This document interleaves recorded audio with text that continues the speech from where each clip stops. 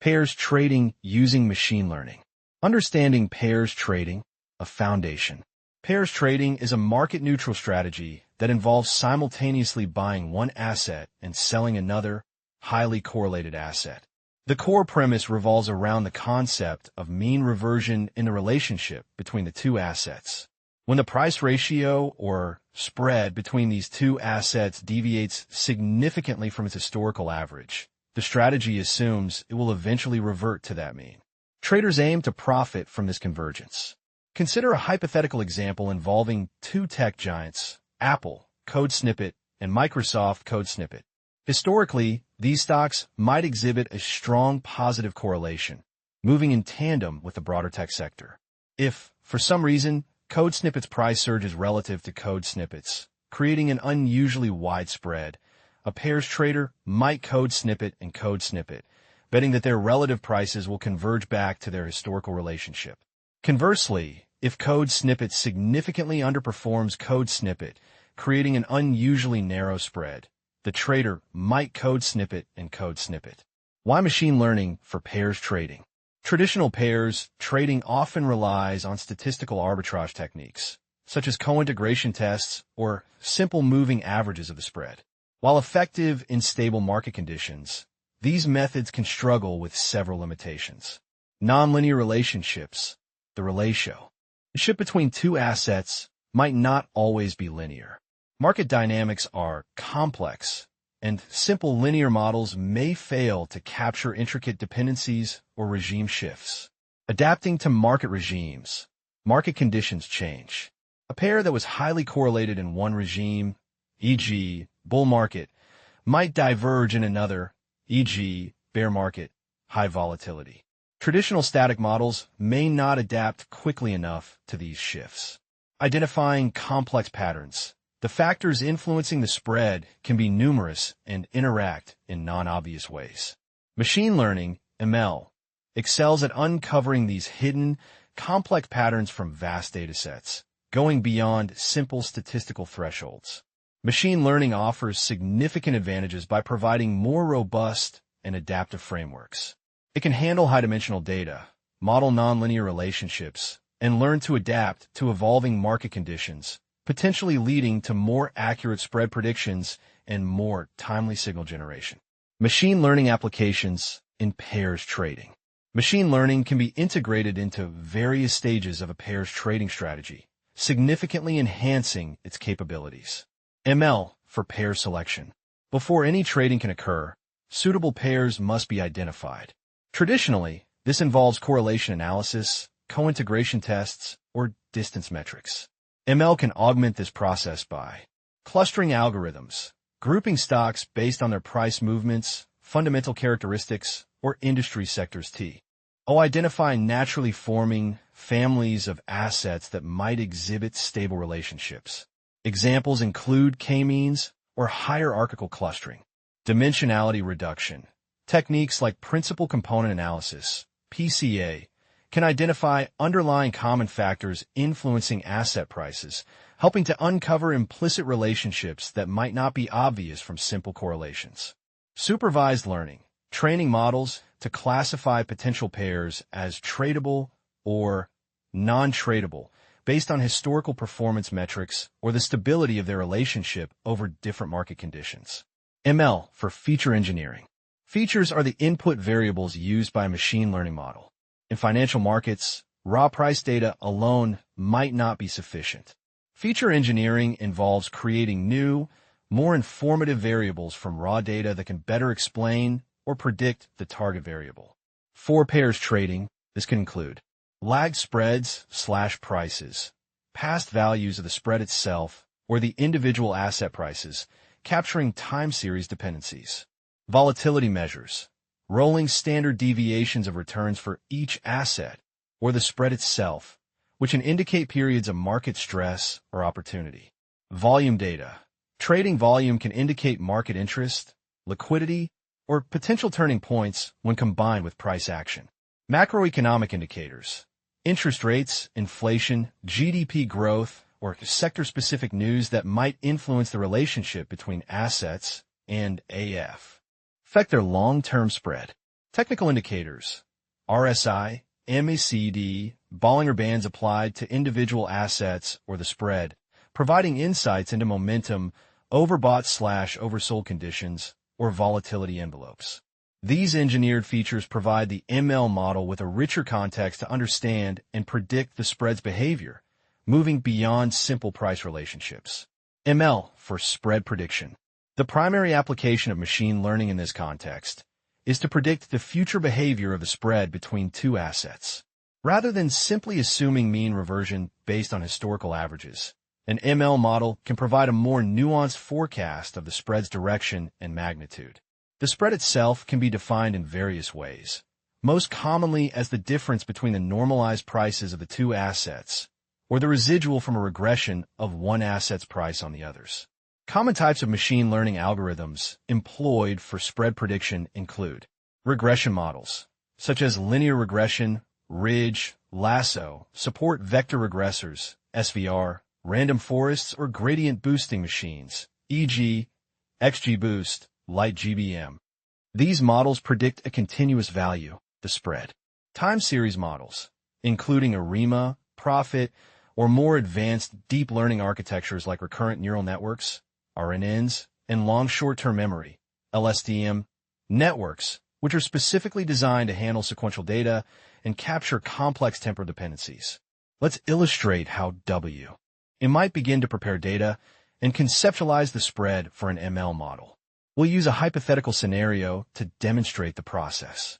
Download the code on one PyTorch Substack. We begin by importing necessary libraries. Code snippet is essential for efficient data manipulation, particularly with time series data.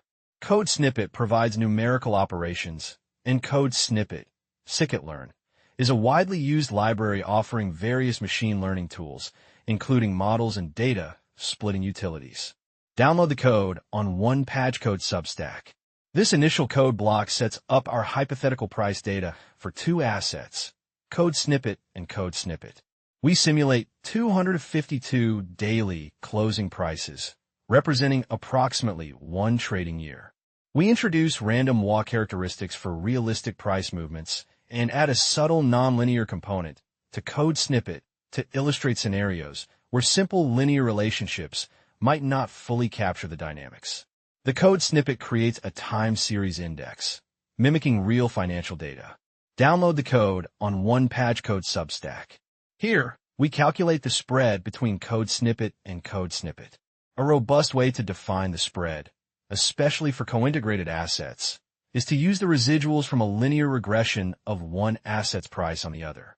This captures the deviation from their long-term linear relationship, which is the core of a mean reversion strategy. We fit a code snippet model to the historical prices and then calculate the spread as the difference between code snippet's actual price and its predicted price based on code snippet.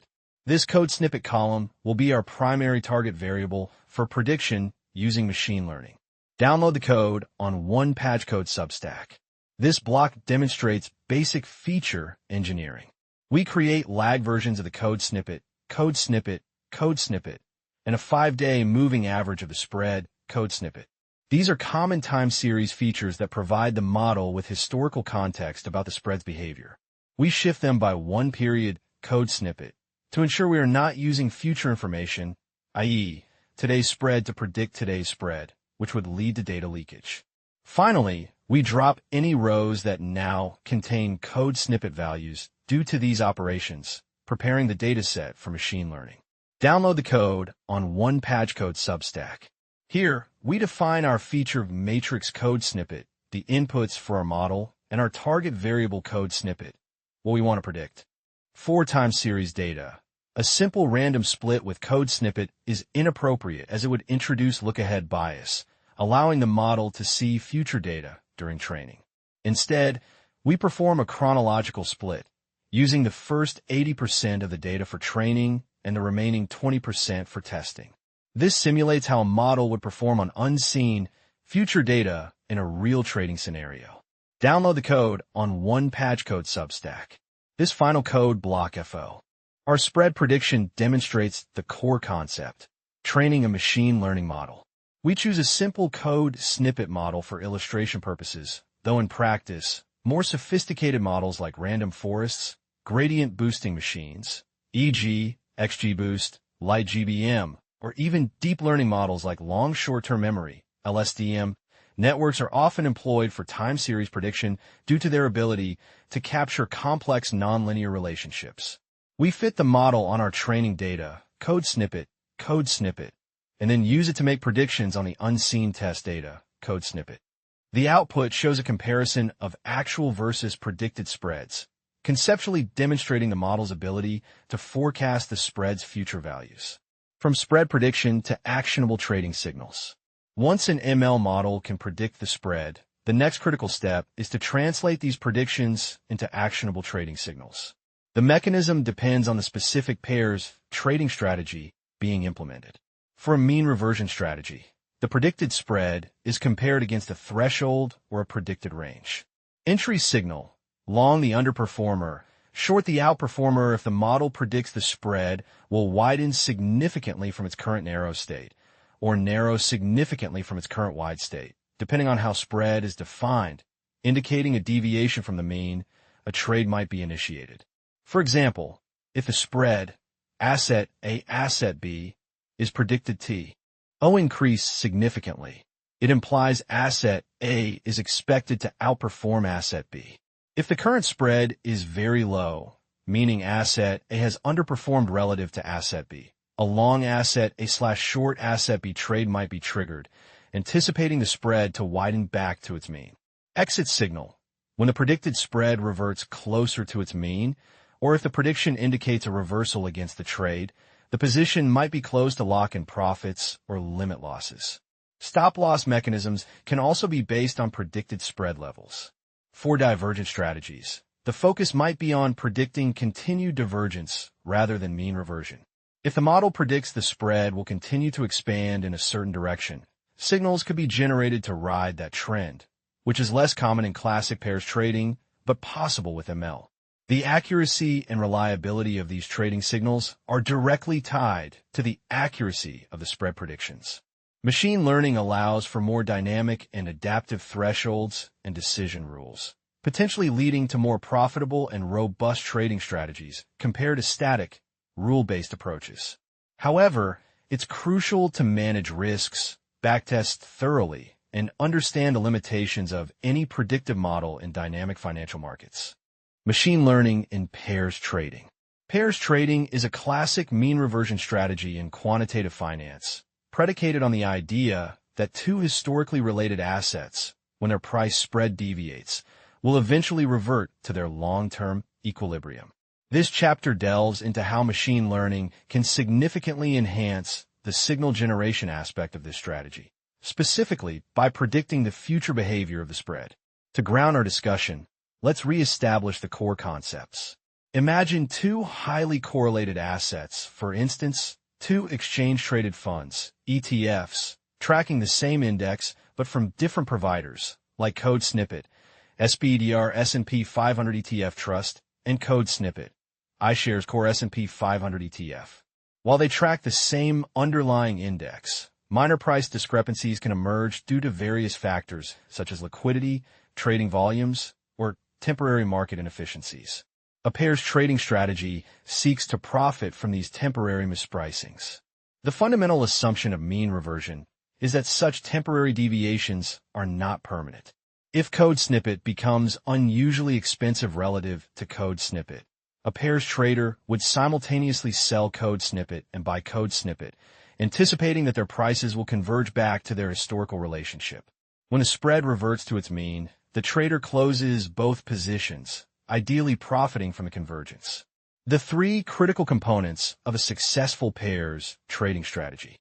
The efficacy of any pairs trading strategy hinges on the successful execution and careful management of three interdependent components. These components, often summarized conceptually, dictate the profitability and robustness of the entire system. 1. Pair selection. This is the initial and arguably most crucial step. It involves identifying two assets that exhibit a strong and stable statistical relationship. Historically, simple correlation was often used, but a more robust measure for mean reversion strategies is co-integration. Co-integration implies that while two assets may drift apart in price over time, their spread, or a linear combination of their prices, is stationary, meaning it tends to revert to a long-term mean. Importance: a stable relationship ensures that temporary deviations are indeed just that, temporary, and not a permanent divergence. If the relationship breaks down, the mean reversion assumption becomes invalid, leading to potentially significant losses. Considerations: beyond statistical tests, fundamental analysis, e.g., two companies in the same industry, a company and its major supplier/customer, can also inform pair selection, providing a deeper understanding of why a relationship might exist. 2. Signal generation, spread prediction. Once a suitable pair is identified, the next step is to determine when to enter and exit trades. This involves analyzing the spread between the two assets and generating signals based on its deviation from its historical norm. Traditionally, this is done using statistical measures like the z-score of the spread, which quantifies how many standard deviations the current spread is away from its moving average.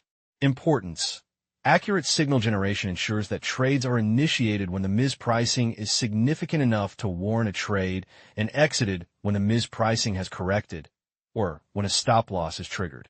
Evolution with ML. This is precisely where machine learning provides a significant enhancement. Instead of relying solely on historical moving averages for standardization, ML models can be trained to predict the future direction or magnitude of the spread, offering potentially more nuanced and timely signals. 3. Risk management. No trading strategy is complete without robust risk management protocols. Even with perfect pair selection and signal generation, unforeseen market events or a breakdown in the pair's relationship can lead to losses. Importance: risk management protects capital and ensures the longevity of the trading strategy. It prevents single trades from causing catastrophic damage to the portfolio.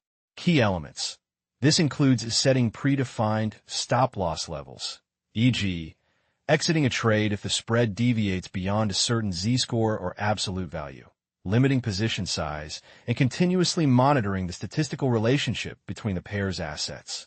Where machine learning intervenes: focusing on spread prediction. In this chapter, our primary focus for applying machine learning within the pair's trading framework will be on spread prediction. While machine learning could theoretically be applied to other aspects, such as automating pair selection or extracting complex features, predicting the spread directly translates into actionable trading signals, making it a natural and impactful starting point. By employing machine learning, we aim to move beyond simple moving averages and standard deviations to forecast the spread's future behavior. This allows for more sophisticated signal generation, potentially identifying trading opportunities that traditional methods might miss or providing earlier entry/exit points.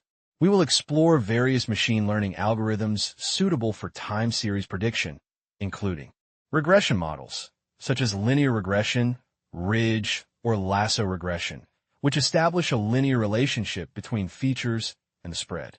Tree-based models, like random forests or gradient boosting machines, GBMs, which can capture nonlinear relationships and interactions between features. Neural networks, specifically recurrent neural networks, RNNs, like long short-term memory, LSTM, networks, which are well-suited for sequence data and can learn complex temporal dependencies in the spread series.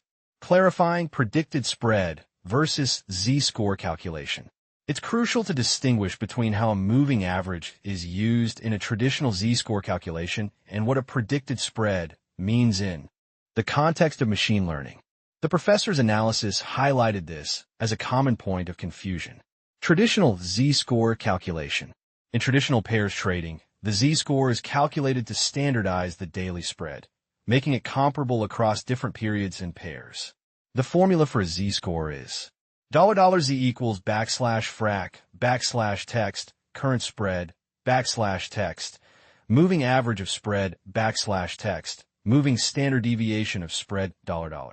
Here, the moving average of spread acts as a statistical baseline or the estimated mean of the spread over a defined look-back window.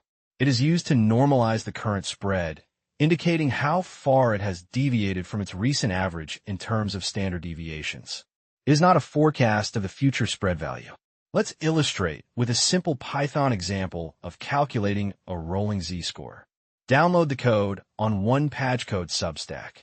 This initial code block sets up a simulated time series representing the historical spread between two assets. We use code snippet for time index data, which is typical for financial time series. The code snippet variable defines the look-back period for our moving average and standard deviation calculations. Download the code on one PyTorch Substack.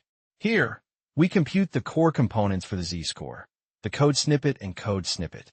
These are calculated over the specified code snippet, e.g., 60 days, providing a dynamic baseline. The z-score is then derived by normalizing the current spread using the rolling statistics. Notice the code snippet call, as the initial code snippet values will be code snippet, because there isn't enough data for a full window calculation. Machine learning-based spread prediction. When we talk about a predicted spread in the context of machine learning, we are referring to a forecast of the spread's future value. An ML model, trained on historical data and various features, e.g., past spread values, volatilities, macroeconomic indicators, volume data, will output an actual numerical prediction for the spread at a future point in time. This predicted value can then be used in several ways. 1. Directly as a signal. If the predicted spread is significantly different from the current spread, it might indicate a trading opportunity. 2. To inform z-score calculation. The predicted spread could be used as the mean in a modified z-score calculation, where the z-score of the predicted future spread could be calculated. 3. To predict the direction of change.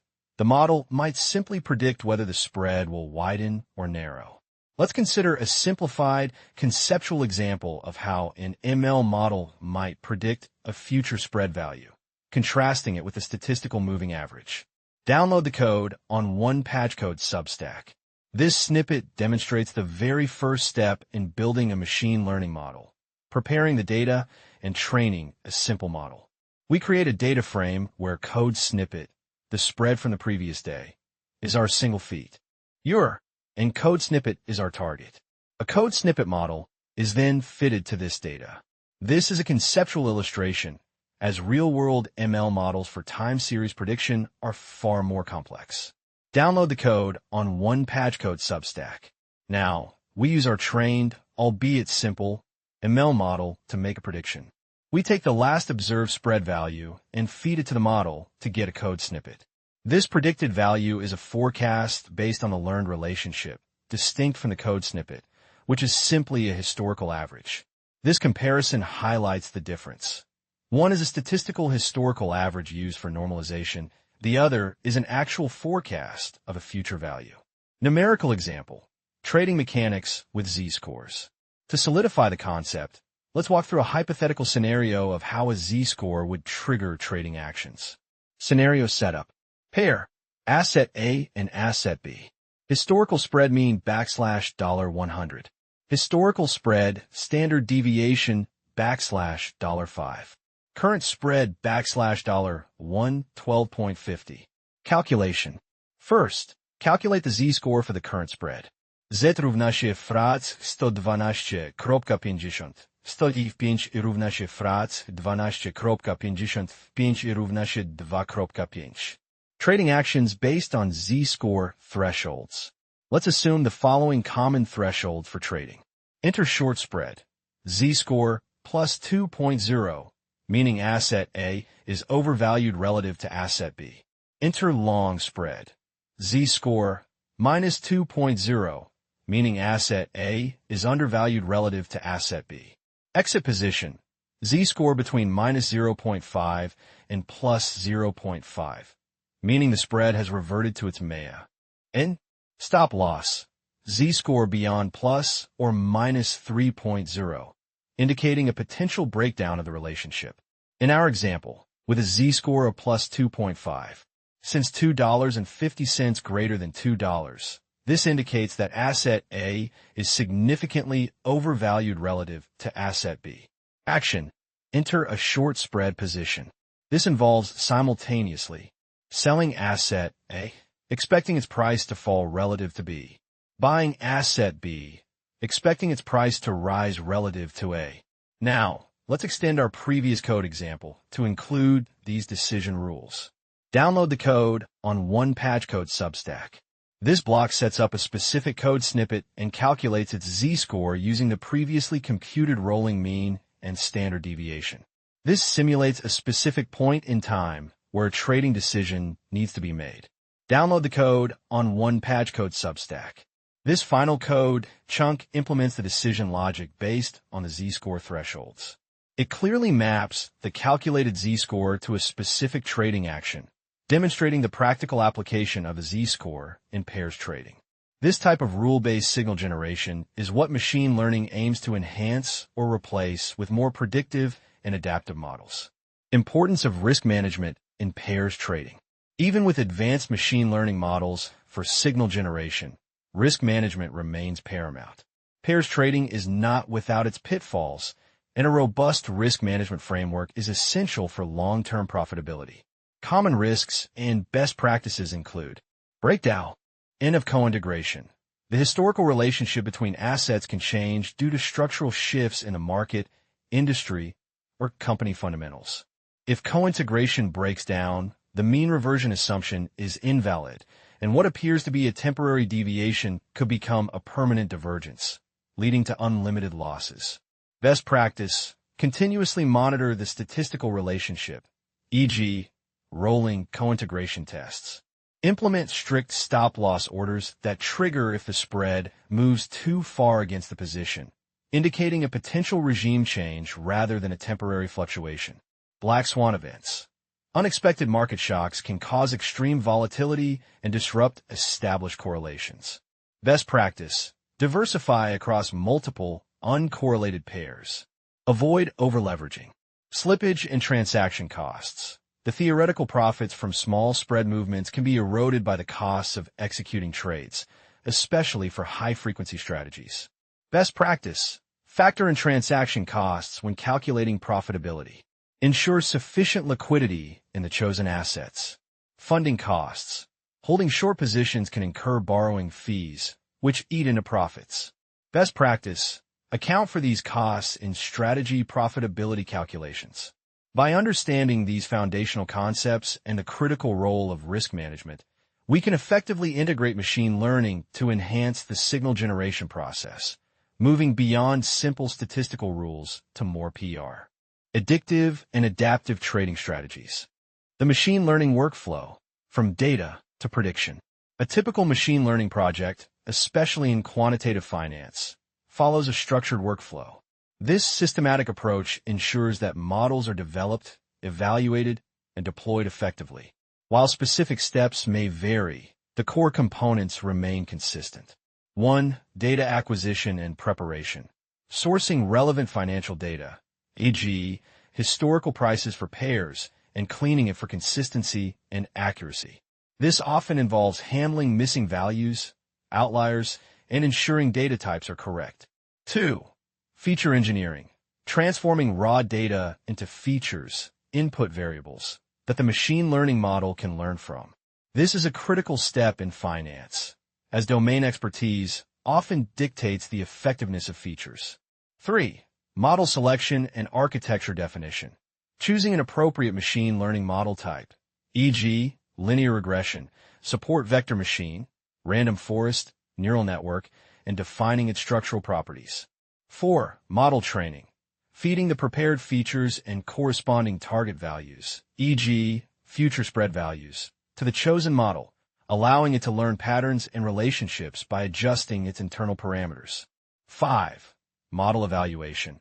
Assessing the trained model's performance on unseen data to ensure it generalizes well and is not merely memorizing the training examples. 6. Prediction and deployment. Using the trained and validated model to make real-time predictions and, in trading, translate these predictions into actionable signals. Let's delve into these components in more detail. integrating the core concepts and addressing common pitfalls. Data, features, and the feature space. At the heart of any machine learning endeavor is data. In pairs trading, this primarily consists of historical price series for the two assets forming the pair. Training and test data. Machine learning models learn from code snippet, which comprises code snippet. For spread prediction, the inputs would be various features derived from the historical prices, and the outputs would be the corresponding future spread values. To assess how well a model will perform on new, unseen data, a portion of the available data is set aside as code snippet.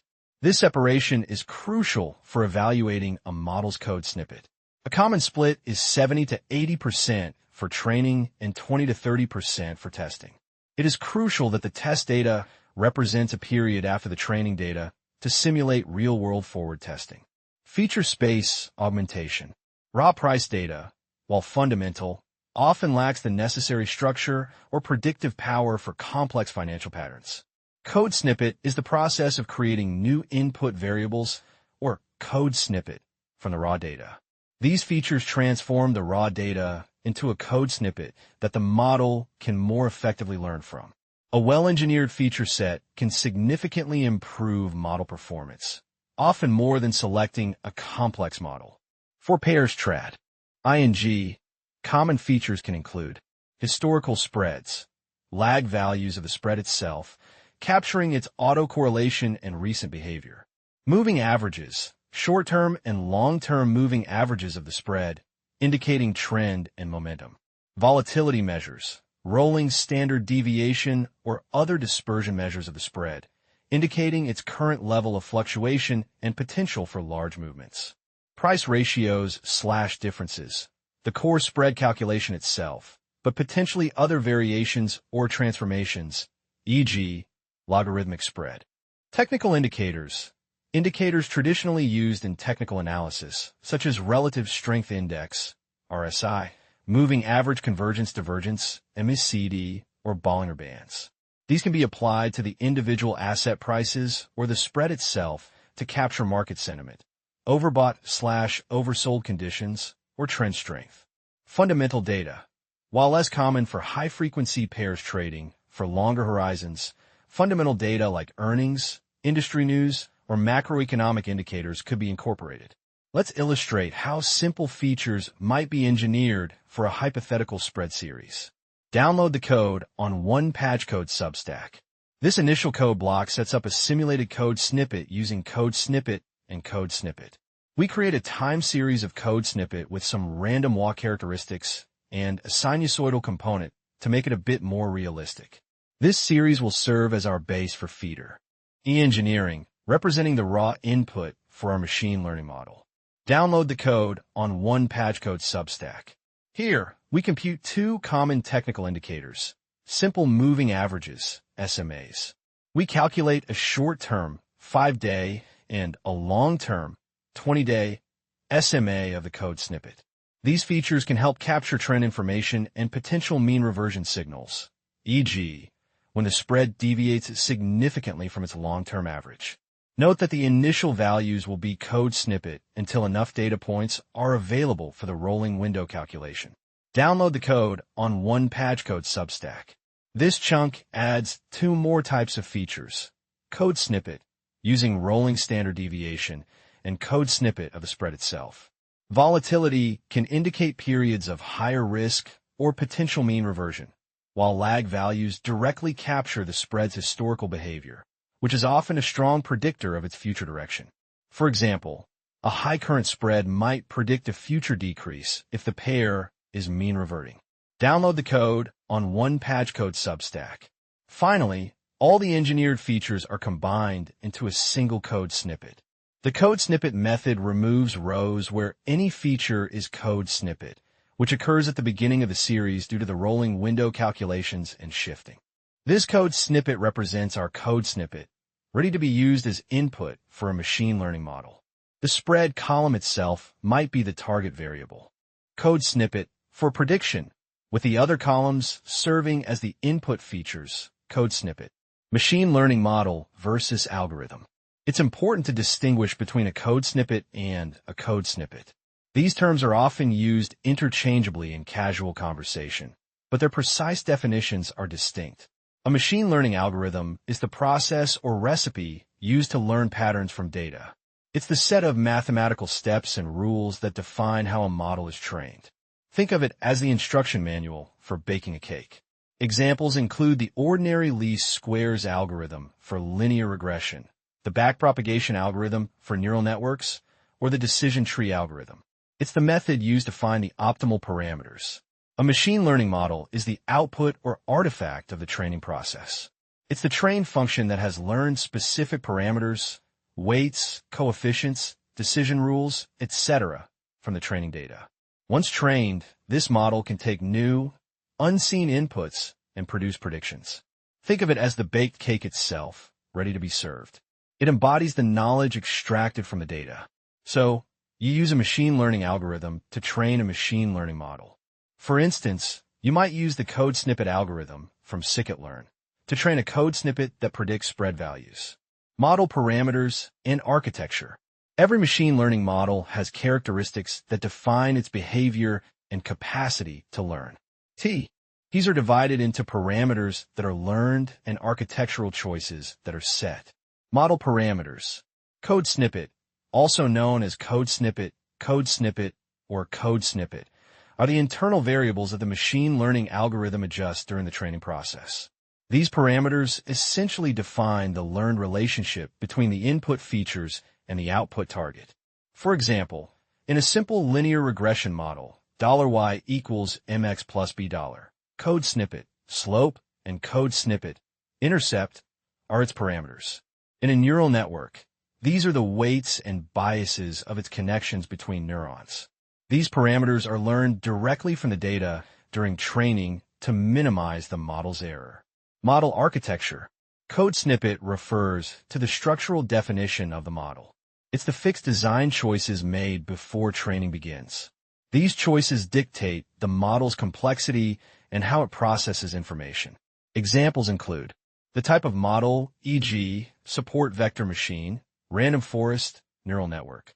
For a neural network, the number of layers, the number of neurons in each layer, the type of activation functions used, and how layers are connected. For a random forest, the number of individual decision trees to combine, the maximum depth allowed for each tree, or the minimum number of samples required to split a node. For a support vector machine, the choice of kernel function, e.g., linear, polynomial, radial basis function, and regularization parameters. These architectural choices are typically determined by the practitioner or through automated code snippet and are not learned directly from the data during training. They define the capacity of the model to learn. Model training, learning from data.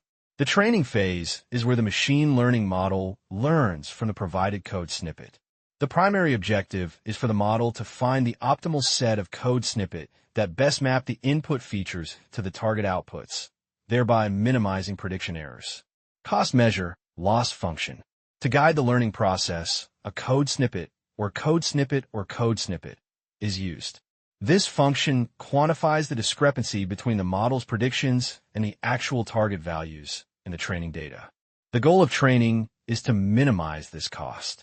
A lower loss value indicates a better fit of the model to the data. For regression tasks, where the model predicts a continuous value, like a financial spread, common loss functions include mean squared error. MSE calculates the average of the square differences between predicted and actual values. It penalizes larger errors more heavily due to the squaring, making it sensitive to outliers.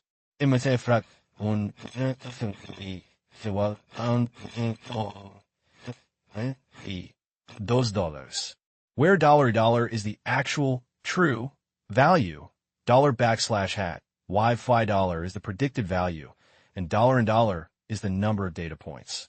Mean absolute error. ME calculates the average of the absolute differences between predicted and actual VA. Louise. It is less sensitive to outliers than MSE because it does not square the errors. My frac un E is igual un E. Let's look at a simple Python function for MSE. Download the code on one PyTorch Substack. This code snippet defines the code snippet function, a fundamental code snippet for regression. It takes arrays of true and predicted values, computes the square difference for each pair, and then averages these square differences. The lower the MSE, the closer the model's predictions are to the actual values, indicating a better fit to the training data. Optimization procedure. The code snippet is the algorithm that iteratively adjusts the model's parameters to minimize the chosen code snippet. It's the engine that drives the learning process, enabling the model to improve its predictions over time. A common and intuitive optimization method is gradient descent. Imagine the loss function as a mountainous landscape, where different combinations of model parameters correspond to different altitudes, loss values. The goal is to find the lowest point in this landscape, the minimum loss. Gradient descent works by repeatedly taking steps in the direction of the steepest descent, the negative gradient, from the current position. The code snippet indicates the direction and magnitude of the steepest increase in the loss function. By moving in the opposite direction of the gradient, the algorithm effectively rolls downhill towards the minimum loss. The size of each step is controlled by a hyperparameter called the code snippet. Download the code on one PyTorch Substack. This code block provides a conceptual walkthrough of a single step in code snippet. It demonstrates how a code snippet, a model parameter, is updated based on the code snippet between the prediction and the actual value and the code snippet of a loss function. The code snippet controls the size of each update step. This iterative process is the core of how many machine learning models learn to find the optimal set of parameters that minimize the prediction error. Model evaluation, generalization performance. After training, it's crucial to evaluate the model's performance, not just on the data it has seen, code snippet, but more importantly, on code snippet.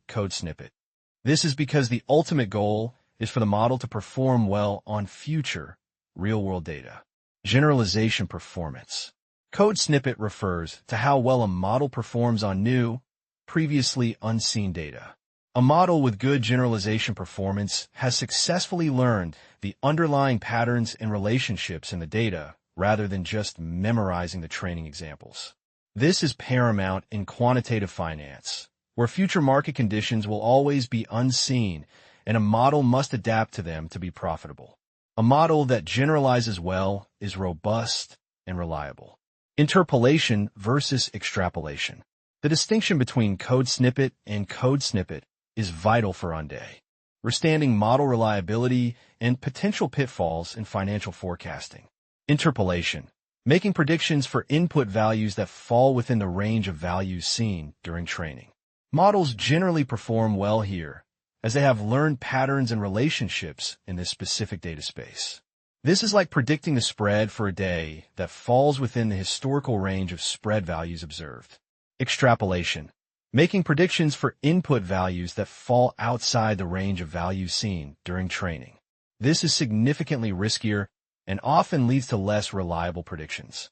Models often perform poorly during extrapolation because they are forced to guess beyond their learned experience, assuming that patterns observed in the training range continue indefinitely. In financial markets, predicting far into the future during unprecedented market conditions, e.g., a black swan event, or for extreme spread values often involves extrapolation, making such predictions highly uncertain and potentially dangerous. Let's visualize this concept with a simple numerical example. Download the code on one PyTorch Substack. This code creates a scatter plot of simulated code snippet and overlays a simple linear model's predictions. The green shaded area clearly indicates the code snippet, where predictions are made within the range of training data, while the orange areas show the code snippet, where predictions are made outside this range. This visual helps to understand why predictions in the extrapolation regions are less reliable. The model has no direct experience with data points in those areas and is merely extending the patterns it learned from the training data, which may not hold true. Overfitting and regularization. A common and critical challenge in machine learning, particularly in noisy financial data, is code snippet. This occurs when a model learns the training data too well, memorizing noise and specific examples rather than capturing the underlying general patterns and relationships. An overfit model will perform exceptionally well on the training data, achieving a very low loss, but poorly on unseen code snippet, exhibiting poor code snippet. This is akin to a student memorizing answers for a test without understanding the concepts, and then failing on new questions. Imagine trying to perfectly connect every single data point on a scatter plot with a very complex, highly flexible, and wiggly line. While it might hit every training point perfectly, it would likely fail miserably on any new points that aren't exactly on that wiggly path because it has learned the noise, not the true signal. Régularisation technique. Code snippet are methods used to prevent overfitting by adding a penalty to the code snippet for overly complex models or large parameter values. This encourages the model to learn simpler, more generalizable patterns by discouraging it from becoming too sensitive to the training data's noise. The goal is to strike a balance between fitting the training data well and maintaining the ability to generalize. Common regularization techniques include L1 regularization. Lasso regression adds a penalty proportional to the absolute value of the model's parameters to the loss function. This encourages some parameters to become exactly zero, effectively performing feature selection by eliminating less important features. L2 regularization. Ridge regression adds a penalty proportional to the square of the magnitude of the model's parameters to the loss function. This encourages parameters to be small, but rarely exactly zero, leading to smoother models and reducing the influence of any single feature. Dropout. Primarily used in neural networks, dropout randomly sets a fraction of neuron outputs to zero during each training iteration. This forces the network to learn more robust features and prevents over-reliance on any single neuron or specific connections, making the network less sensitive to the specific training data. Early stopping. Monitoring the model's performance on a separate code snippet, a subset of the training data not used for parameter updates during training. Training is stopped when performance on the validation set starts to degrade, e.g., validation loss begins to increase, even if the training loss is still decreasing. This prevents the model from overfitting by training for too long. Cross-validation, a technique for evaluating model performance by dividing the data into multiple folds and training/testing the model on different combinations of these folds. This provides a more robust estimate of generalization performance and helps in selecting optimal hyperparameters without overfitting to a single train test split. Applying ML to pairs trading, prediction, and signals. The ultimate goal of using machine learning in pairs trading is to predict the future behavior of the spread and translate those predictions into actionable trading signals. Predicting the spread series. Once a machine learning model is trained and validated, it can be used to predict the next value or a series of future values of a spread. The input to the model would be the latest set of engineered features, and the output would be the model's prediction for the spread at a future time step. For example, if the model predicts that the spread will revert to its mean, this suggests a potential trading opportunity. The quality of these predictions directly impacts the profitability of the strategy, generating trading signals. Predicted spread values are then translated into specific long/short trading signals. A common approach involves comparing the predicted spread to a historical mean or a moving average, often with thresholds defined by standard deviations, z-scores. This leverages the mean-reverting nature often observed in pair spreads. Consider a scenario where a pair spread is expected to be mean-reverting. A typical trading strategy may GHD involve the following logic. Go long the spread, long asset A, short asset B if the predicted spread is significantly below its historical mean, e.g., below minus 1.5 standard deviations. This implies the spread is oversold and expected to widen, return to its mean. Go short the spread, short asset A, long asset B if the predicted spread is significantly above its historical mean, e.g., above plus 1.5 standard deviations. This implies the spread is overbought and expected to narrow, return to its mean. Close position. If the predicted spread returns to its historical mean or crosses a certain threshold, e.g., 0 standard deviations from the mean for profit-taking or a stop-loss threshold for risk management. Let's illustrate how a predicted spread could be translated into a trading signal based on these principles. Download the code on one patch code Substack. This initial setup defines the key parameters for generating trading signals: the code snippet and code snippet of spread, and derived code snippet and encode snippet based on standard deviation multiples. These thresholds are typically set based on statistical analysis of the spread's behavior and backtesting results. Download the code on one patch code Substack. This comprehensive code snippet function takes the code snippet from the ML model, the code snippet, and the historical statistics of the spread. It then uses code snippet to evaluate the predicted spread's deviation from a mean. Based on predefined decode snippet and encode snippet, it returns a clear trading signal: code snippet, code snippet, code snippet, or code snippet. This demonstrates the final step of translating a machine learning prediction into an actionable trading decision, forming the core of an automated pairs trading strategy. Support vector machine. Support vector machines, SVMs, are powerful supervised learning models used for both classification and regression tasks. While often introduced in the context of classification, their application to regression, known as support vector regression, SVR, is highly effective, particularly for time series prediction problems like forecasting financial spreads. The core idea of support vector regression, SVR, unlike traditional regression models that aim to minimize the sum of squared errors between predicted and actual values, SVR seeks to find a function that deviates from the target values by at most a specified margin, $\epsilon, epsilon, for all training data. This margin is often referred to as the epsilon tube or tolerance zone. The fundamental goal of SVR is to find a regression hyperplane, or line in 2D, that best fits the data while keeping the error within this $\epsilon tube. Errors within this tube are not penalized, which makes SVR robust to outliers and allows for a certain level of sparsity in a model. Only a subset of training points, the support vectors, define the model. The epsilon-insensitive loss function. The unique characteristic of SVR lies in its use of the $\epsilon insensitive loss function. This function defines a region around the predicted value where errors are not penalized. Understanding the loss function. In typical regression models, like ordinary least squares, OLS, the objective is to minimize the SQ, weighted error for all data points. This means every deviation, no matter how small, contributes to the loss.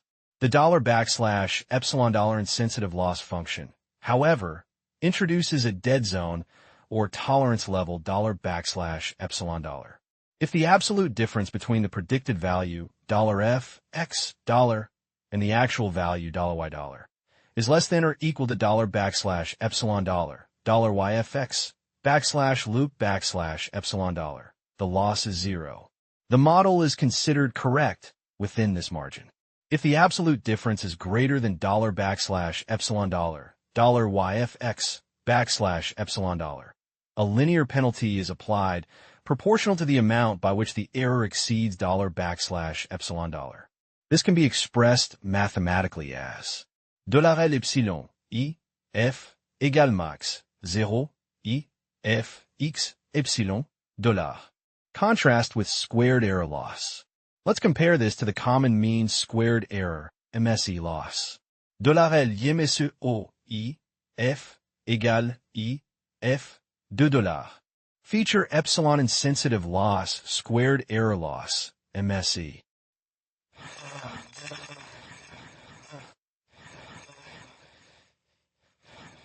Penalty for small error 0 within $\epsilon tube. Always positive, even for tiny errors. Sensitivity to outliers more robust. Errors within $epsilon ignored. Highly sensitive. Large errors squared, heavily penalized. Model sparsity encourages sparser models, fewer support vectors. All data points contribute to the fit. Geometric intuition defines a tolerance zone around the regression line aims for exact fit, minimizing overall deviation. The $\epsilon insensitive loss is particularly valuable in financial applications where minor fluctuations might be considered noise, and we are primarily interested in predicting trends or levels within a certain tolerance. For instance, in pairs trading, we might not need to predict the spread to the exact fourth decimal place, but rather if it's within a certain range that indicates stationarity or deviation. Core components of SVR. The regression hyperplane, or line. In SVR, the goal is to find a function $f(x) that represents the regression line or hyperplane. This function is typically linear in the high-dimensional feature space, after applying a kernel trick discussed later, but can represent a nonlinear relationship in the original input space. For a simple linear SVR, the function takes the form f(x) równa x plus b, where $w$ is the weight vector, $x$ is the input feature vector, and $b$ is the bias term. The SVR algorithm finds the $w$ and $b$ that define the optimal hyperplane. Support vectors. Support vectors are the data points that lie on or outside the $\epsilon tube. These are the critical data points that dictate the position and orientation of the regression hyperplane. Points lying strictly inside the $\epsilon tube do not influence the model's parameters. This property contributes to SVR's robustness and efficiency, as the model's complexity does not directly scale with the number of training points, but rather with the number of support vectors, the tolerance zone, and margin violations. In classification SVM, a margin is established between different classes, and the goal is to maximize this margin while minimizing classification errors. In SVR, the concept is adapted to a tolerance zone or $\epsilon tube around the regression line. Tolerance zone, $\epsilon tube. This is the region where data points are considered correctly predicted and thus incur zero loss. Its width is $2\epsilon. Margin violations. These occur when data points fall outside the $\epsilon tube. SVR aims to minimize these violations. The $C$ regularization parameter, discussed below, controls the penalty for such violations. The distinction is crucial. Classification SVM maximizes a margin between classes, while SVR defines a tolerance zone around the predicted value where errors are accepted. Kernel functions. SVR, like other SVM variants, can effectively model nonlinear relationships by employing the kernel trick. The kernel trick, mapping to higher dimensions. Often, data that is not linearly separable in its original low-dimensional space becomes linearly separable in a higher-dimensional feature space. The kernel trick allows SVMs to implicitly map the input data into this higher-dimensional space without explicitly calculating the coordinates in that space. Instead, it computes the dot product of the transformed data points directly in the original space, which is computation. Much more efficient. This mapping simplifies the problem. A nonlinear regression problem in the original space can be treated as a linear regression problem in the transformed, higher-dimensional space. Common kernel functions. The choice of kernel function is crucial and depends on the nature of the data and the underlying relationship. 1. Linear kernel. Code snippet. Formula K C C Scikit-learn. Use case. Suitable for linearly separable data or when you suspect a linear relationship between features and target. It's the simplest kernel and often a good starting point. 2. Polynomial kernel. Code snippet. Formula $K11 xj equals \gamma 11 xj plus r caret d $. Hyperparameters. Code snippet $to code snippet $gamma code snippet $r. Use case. Useful when the relationship between features and target is nonlinear and can be approximated by a polynomial function. Higher degrees can fit more complex curves but risk overfitting. 3. Radial basis function, RBF/Gaussian kernel. Code snippet. Formula ga si et gamma si high. Hyperparameter code snippet $\gamma. Use case, the most commonly used kernel.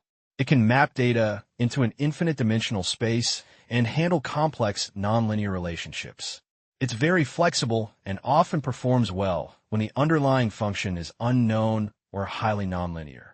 A larger code snippet value means a high influence of single training examples, leading to a more complex decision boundary potential.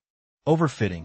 A smaller code snippet means a low influence, leading to a smoother decision boundary potential underfitting. Choosing the right kernel often involves experimentation and cross-validation, as it significantly impacts model performance. For Financial Times series, the RBF kernel is frequently used due to its flexibility in capturing complex, nonlinear patterns in market data. Hyperparameters in SVR. SVR performance is heavily influenced by its hyperparameters, which need to be carefully tuned. 1. Epsilon code snippet. Role defines the width of the $\epsilon in sensitive tube. It determines how much error is tolerated without penalty. Impact. Small code snippet. A narrower tube means the model tries to fit the training data more precisely, penalizing even small deviations. This can lead to a more complex model and potentially overfitting. Large code snippet. A wider tube means the model tolerates larger errors. This results in a simpler model with fewer support vectors, which might generalize better, but could also underfit if the tube is too wide to capture the underlying pattern. Trade-off. There's a trade-off between model complexity and the number of support vectors. A larger code snippet simplifies the model by allowing more points inside the tube, potentially leading to better generalization. A smaller code snippet forces the model to capture more details, which can be useful but also risks fitting noise. Illustrative scenarios of epsilon value. Imagine predicting a financial spread's future value. If code snippet. The model aims for predictions within $PM 1 cent of the actual spread. This is a tight fit, potentially sensitive to minor fluctuations. If code snippet. The model allows predictions to be off by up to $PM 10 cents without penalty. This provides a smoother, more generalized fit, potentially ignoring small, noisy movements. 2. Regularization parameter C, code snippet. Role controls the penalty for errors that fall outside the $epsilon tube, margin violations. It balances the trade-off between maximizing the margin, making the tube wider, and minimizing the training error, allowing fewer points outside the tube. Impact. Small code snippet. A lower penalty for margin violations. This allows more training errors, more points outside the tube, to achieve a wider, more generalized tube. This can lead to underfitting. Large code snippet. A higher penalty for margin violations. This forces the model to fit the training data more strictly, allowing fewer points outside the tube. This can lead to a narrower tube and potentially overfitting as the model tries to capture every data point. Interaction with epsilon. Code snippet and code snippet interact. If code snippet is large, code snippet might have less impact because fewer points will violate the wide tube.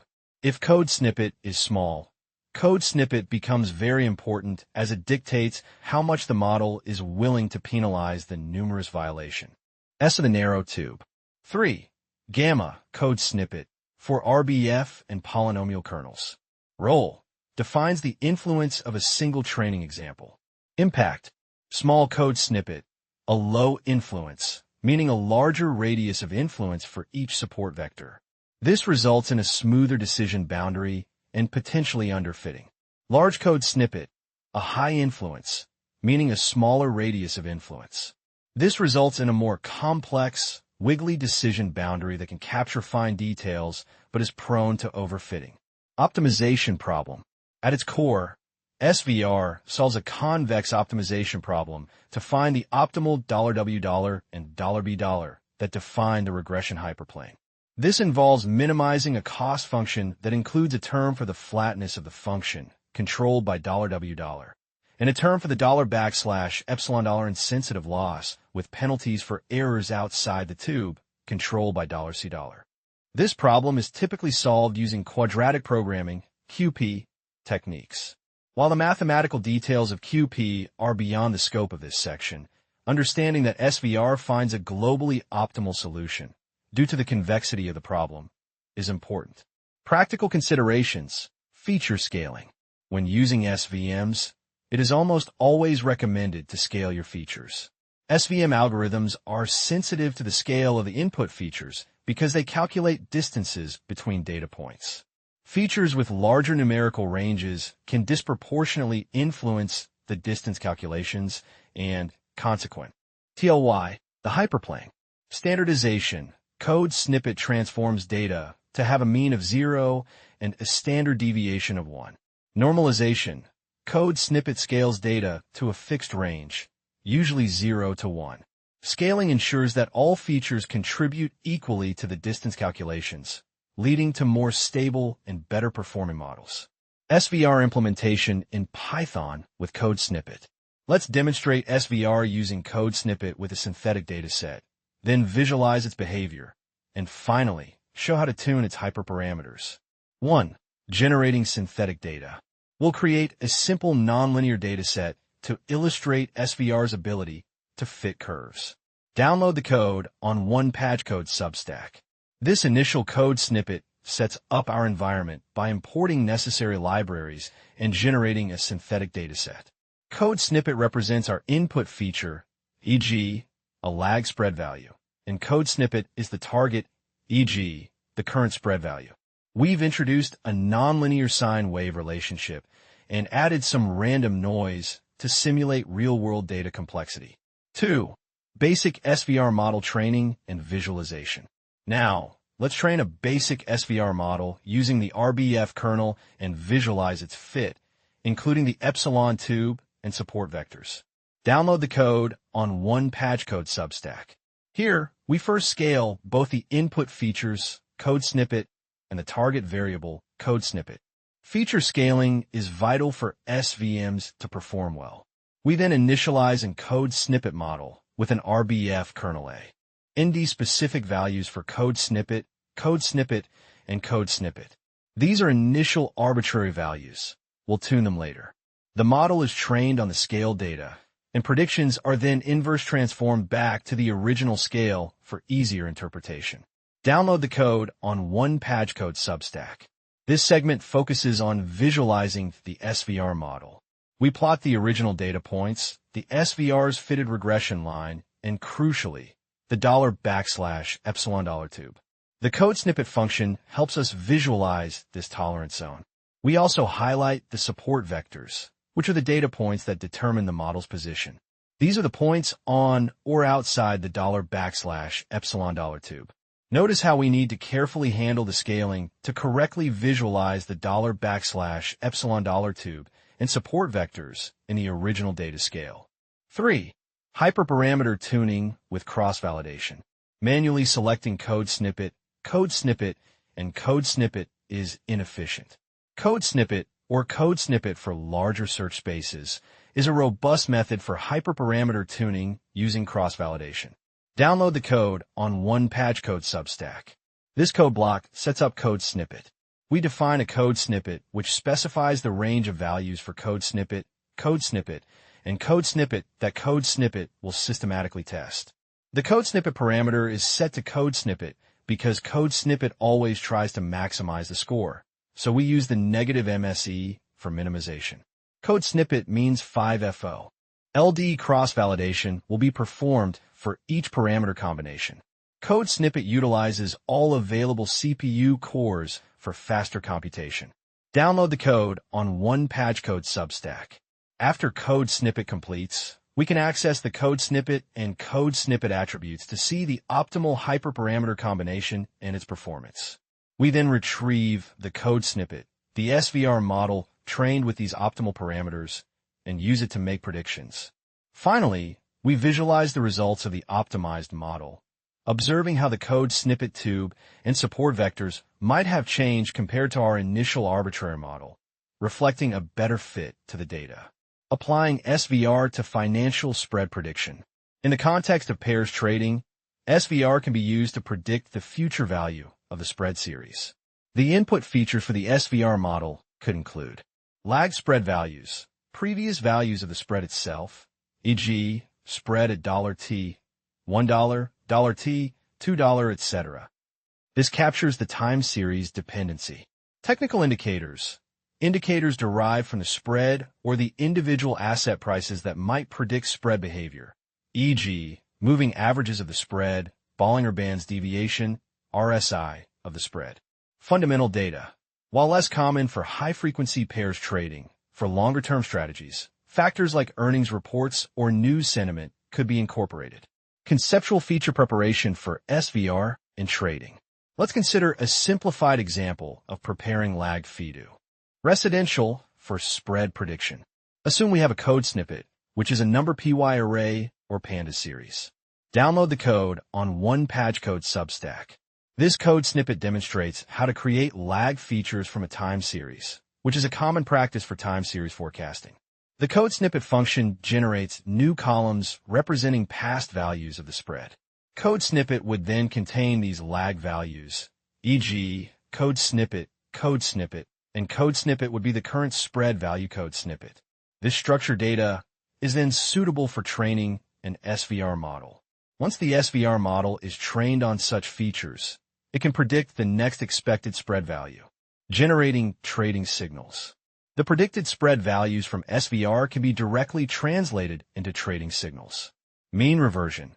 If the predicted spread is expected to revert towards its historical mean, and the current spread is significantly deviated, a trade can be initiated. For example, if the current spread is high, overextended, and SVR predicts it will decrease, a short spread, long underperforming asset, short outperforming asset, signal could be generated. Thresholds. Define upper and lower thresholds around the predicted mean spread. If the predicted spread crosses these thresholds, it indicates a trading opportunity. Prediction error. The SVR model's prediction error can also be analyzed. A large prediction error might indicate a breakdown in the pair's relationship or an unusual market event. SVR's ability to model nonlinear relationships and its robustness to outliers make it a strong candidate for spread prediction in dynamic financial markets, providing a sophisticated tool for quantitative traders. Random forest. Machine learning models are often categorized as either single, standalone models or ensemble methods. While single models like support vector machines, SVMs, can be powerful, ensemble methods combine multiple individual models to produce a more robust and accurate prediction.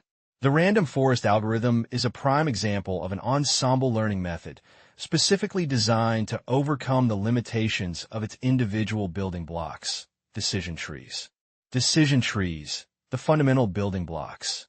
Before diving into random forest, it's essential to understand its core component, the decision tree.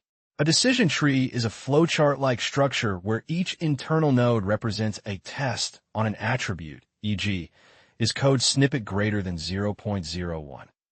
Each branch represents the outcome of the test, and each leaf node represents a class label for classification or numerical value for regression.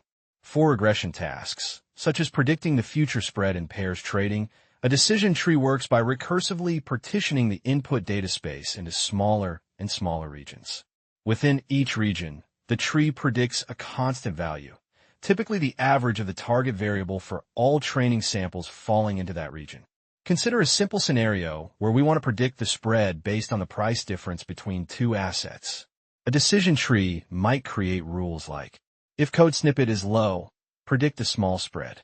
If code snippet is high, but code snippet is low, predict a medium spread. If code snippet is high and code snippet is high, predict a large spread. This recursive partitioning process aims to minimize the impurity, e.g., mean squared error for regression, within each resulting leaf node. However, a single decision tree, especially a deep one, is prone to overfitting. It can become overly specialized to the training data, capturing noise and specific patterns that do not generalize well to unseen data. This makes single decision trees high variance models, meaning their predictions can change significantly with small changes in the training data. Bagging, the art of averaging diverse models. The random forest algorithm addresses the high variance of individual decision trees through a technique called bootstrap aggregation or bagging. The core idea of bagging is to train multiple models on different subsets of the training data and then combine their predictions. Here's how bagging works in the context of random forest. 1. Bootstrapping.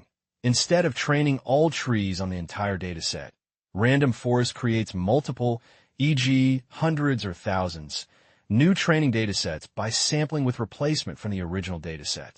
Each new dataset, called a bootstrap sample, will be roughly the same size as the original, but will contain some duplicate observations and omit others.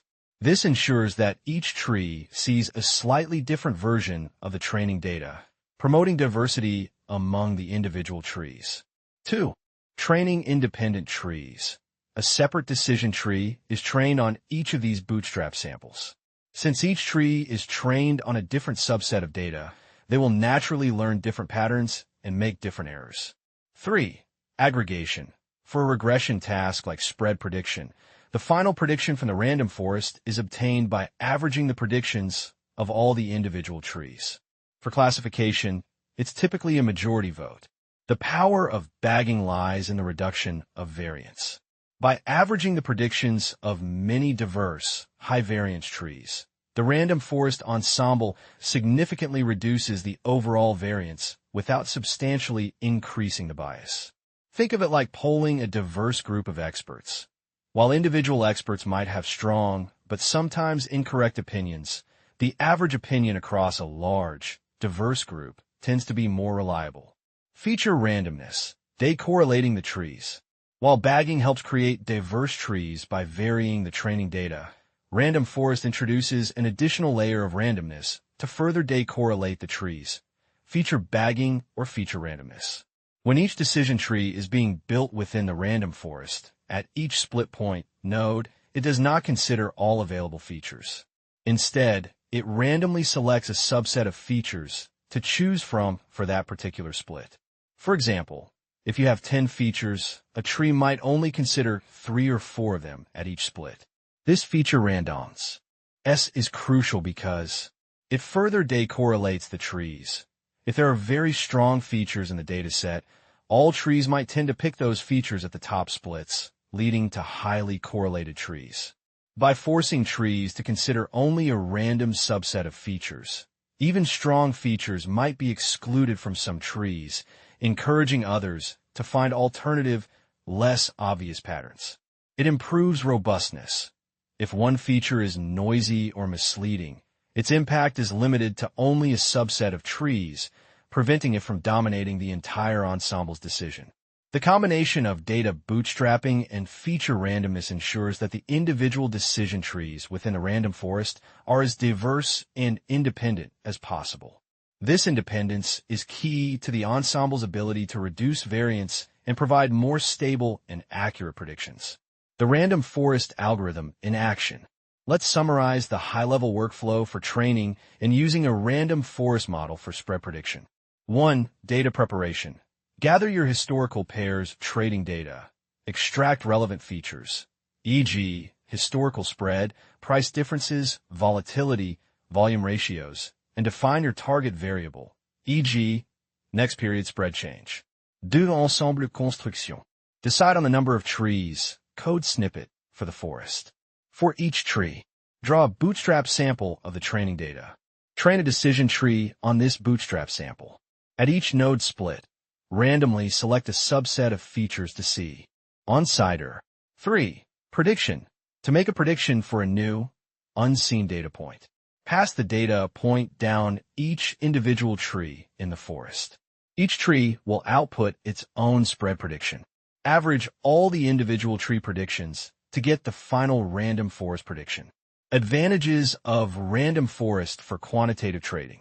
Random forest models offer several compelling advantages that make them well-suited for quantitative trading applications, particularly spread prediction. Robustness to overfitting. By averaging many correlated trees, random forests are highly resistant to overfitting, providing better generalization performance on unseen market data. Handles high dimensionality. They can effectively work with datasets containing a large number of features without requiring extensive feature selection. Handles mixed data types. Random forests naturally handle both numerical and categorical features without special preprocessing. Implicit feature selection. They can identify the most important features for prediction, which is invaluable for understanding market drivers. Nonlinear relationships. As tree-based models, they can capture complex, nonlinear relationships between features and the target variable, which are common in financial markets. Less sensitive to outliers. The averaging process makes them less susceptible to the influence of extreme outliers compared to some other models. Key hyperparameters and their impact. Like any machine learning model, random forest has several hyperparameters that influence its behavior and performance. Understanding these parameters is crucial for effective model tuning. Code snippet. This is the number of decision trees in the forest. A higher number generally leads to more stable and accurate predictions, but also increases computational cost and memory usage. There's usually a point of diminishing returns where adding more trees doesn't significantly improve performance. Code snippet. This controls the number of features randomly considered at each split. Common values are code snippet, square root of total features, or code snippet, base 2 logarithm of total features for regression. A smaller code snippet increases tree diversity, but might make individual trees weaker. Code snippet. This sets the maximum depth of each decision tree. Limiting depth helps prevent individual trees from overfitting too much. A shallower tree is less complex. Code snippet. The minimum number of samples required to split an internal node.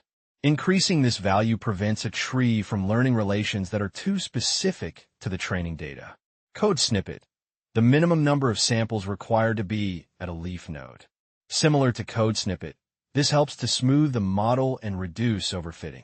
Tuning these hyperparameters involves finding a balance between bias and variance. For instance, increasing code snippet reduces variance. Decreasing code snippet or increasing code snippet or code snippet I increases bias, simpler trees, but reduces variance.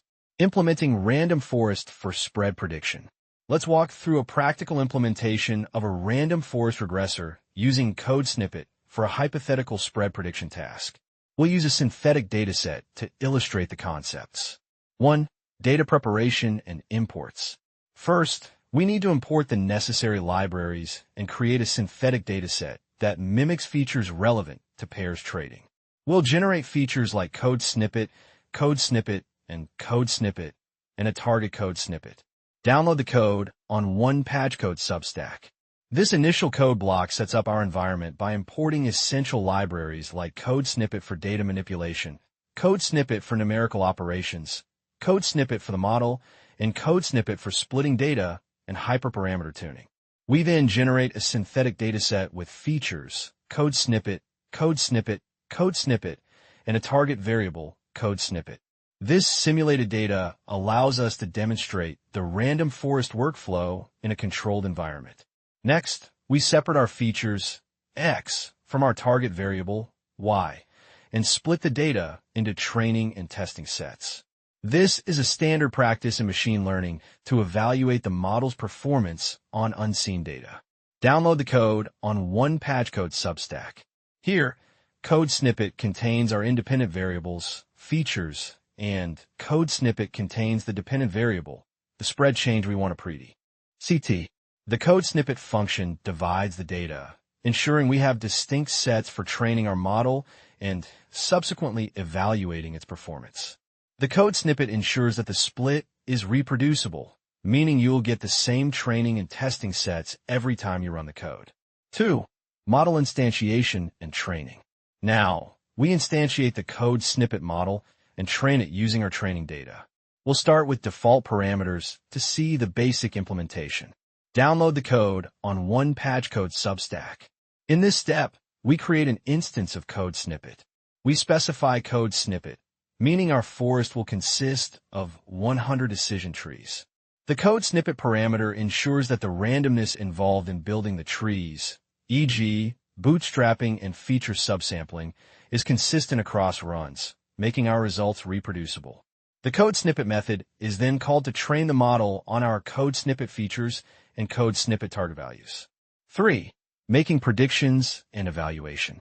After training, we use the model to make predictions on the unseen test data and evaluate its performance using a common regression metric like mean squared error, MSE. Download the code on one PyTorch Substack. The code snippet method generates predictions for the code snippet dataset. We then calculate the mean squared error, MSE, and root mean squared error, RMSE, to quantify the difference between our model's predictions, code snippet, and the actual target values, code snippet. Although our MSE/RMSE indicates better model performance. The scatter plot provides a visual representation of how well the predictions align with the actual values. Ideally, points should cluster closely around the red diagonal line. 4. Feature importance analysis. One of the significant advantages of random forest is its ability to provide a measure of feature importance. This indicates which features contributed most to the model's predictions. Download the code on one PyTorch Substack. The code snippet attribute of the trained code snippet object provides a numerical score for each feature, indicating its relative contribution to the model's predictive power. These scores are typically calculated based on how much each feature reduces impurity, e.g., MSE, across all trees in the forest. Higher scores mean the feature was more influential. Visualizing these importances helps us understand which market drivers, features, the model found most significant for predicting spread changes. This insight can be crucial for refining trading strategies or conducting further research into market dynamics. 5. Hyperparameter tuning with grid search CV. To optimize the model's performance, we often need to tune its hyperparameters. Code snippet is a powerful tool for systematically searching for the best combination of parameters. Download the code on one PyTorch Substack. Hyperparameter tuning is vital for optimizing model performance. Code snippet systematically tests all possible combinations of the specified hyperparameters, code snippet, code snippet, code snippet, code snippet, using cross-validation. For each combination, it trains and evaluates the model multiple times. Code snippet means threefold cross-validation. Code snippet is used because code snippet aims to maximize the score, so we negate MSE, a lower MSE is better, to make a maximization problem. The code snippet parameter utilizes all available CPU cores, speeding up the search process. After the search, code snippet reveals the optimal combination of hyperparameters, and code snippet provides the model trained with these best parameters, which is then evaluated on the test set. Practical considerations and best practices. While powerful, random forests are not without their considerations. Computational cost. Training a large random forest with many trees and a large dataset can be computationally intensive and time-consuming. However, the training process is highly parallelizable, which code snippet leverages. Interpretability. While random forests provide feature importances, the black box nature of the ensemble makes it challenging to understand the exact decision path for any single prediction, unlike a single, shallow decision tree. Memory usage. Storing many individual trees can consume significant memory, especially for deep trees or very large forests. Extrapolation. Like most tree-based models, random forests generally do not extrapolate well beyond the range of the training data. If your future spread values might fall outside the range seen during training, other models might be more suitable. In quantitative trading, random forests are excellent for capturing complex nonlinear relationships and providing robust predictions for tasks like spread forecasting, trend prediction, or even signal generation. Their built-in feature importance mechanism can also help traders gain insights into which market factors are most influential, potentially guiding further research or refinement of trading strategies. Neural network. Neural networks represent a powerful class of machine learning models inspired by the structure and function of a human brain. They are particularly adept at recognizing complex patterns in data, making them highly versatile for tasks ranging from image recognition to financial market prediction. At their core, neural networks are sophisticated function approximators capable of learning intricate nonlinear relationships that might be difficult or impossible for simpler models to capture. The perceptron, the fundamental building block. The most basic unit of a neural network is the perceptron, also known as an artificial neuron. Conceptually, a perceptron receives multiple inputs, processes them, and produces a single output. This process mimics how a biological neuron receives signals from other neurons, integrates them, and fires an output signal if a certain threshold is met. Each input to a perceptron is associated with a weight, which determines the strength or importance of that input. A higher weight means the corresponding input has a greater influence on the perceptron's output. The perceptron first calculates a weighted sum of its inputs. To this sum, a bias term is added. The bias acts as an adjustable threshold, allowing the neuron to activate even if all inputs are zero, or conversely, making it harder to activate even with strong inputs. Mathematically, the operation within a perceptron can be broken down into two main steps. Uno watitsu, M and bias addition. The inputs $x1, x2, \dots, x and $, are multiplied by their respective weights, $w1, w2, \dots, w and $, and summed. A bias term, $b$, is then added to this sum. This intermediate value is often called a net input or pre-activation. $text net input equals \sum I equals 1 or 11 \y plus b $. 2. Activation function. The net input is then passed through an activation function, which introduces nonlinearity into the model. The output of this function is the perceptron's final output. $text output equals f\text net input equals f\left \sum I equals 1 11 \y plus b \right $. Here, $f$ represents the activation function. Let's illustrate the weighted sum calculation with a simple Python function. Download the code on OnePageCode Substack. This code snippet function takes a list of code snippet, a list of code snippet, and a code snippet value. It uses code snippet for efficient calculation of the sum of products, then adds the code snippet. Consider a concrete numerical example. Suppose we have two inputs, $x1 equals $0.5 and $x2 equals $0.8, with corresponding weights $w1 equals $0.3 and $w2 equals $0.7, and a bias $b equals $0.2. Download the code on OnePageCode Substack. In this example, the calculation would be code snippet equals $0.5 times 0.3 plus 0.8 times 0.7 plus minus $0.2. Code snippet equals 15 cents plus 0.56, 20 cents. Code snippet equals 71 to 20 cents. Code snippet equals $0.51. The code snippet term is crucial because it allows the perceptron to shift its activation threshold independently of the inputs. With a bias, the activation function would always pass through the origin 0, 0, limiting the model's ability to fit data that doesn't originate from 0. The bias trick often refers to conceptually treating the bias as an additional input with a constant value of 1, connected to a weight equal to the bias itself. This allows matrix operations to handle the bias implicitly, simplifying the mathematical representation. Activation functions. Introducing nonlinearity. After computing the weighted sum and adding the bias, the result is passed through an activation function. The primary role of an activation function is to introduce nonlinearity into the neural network.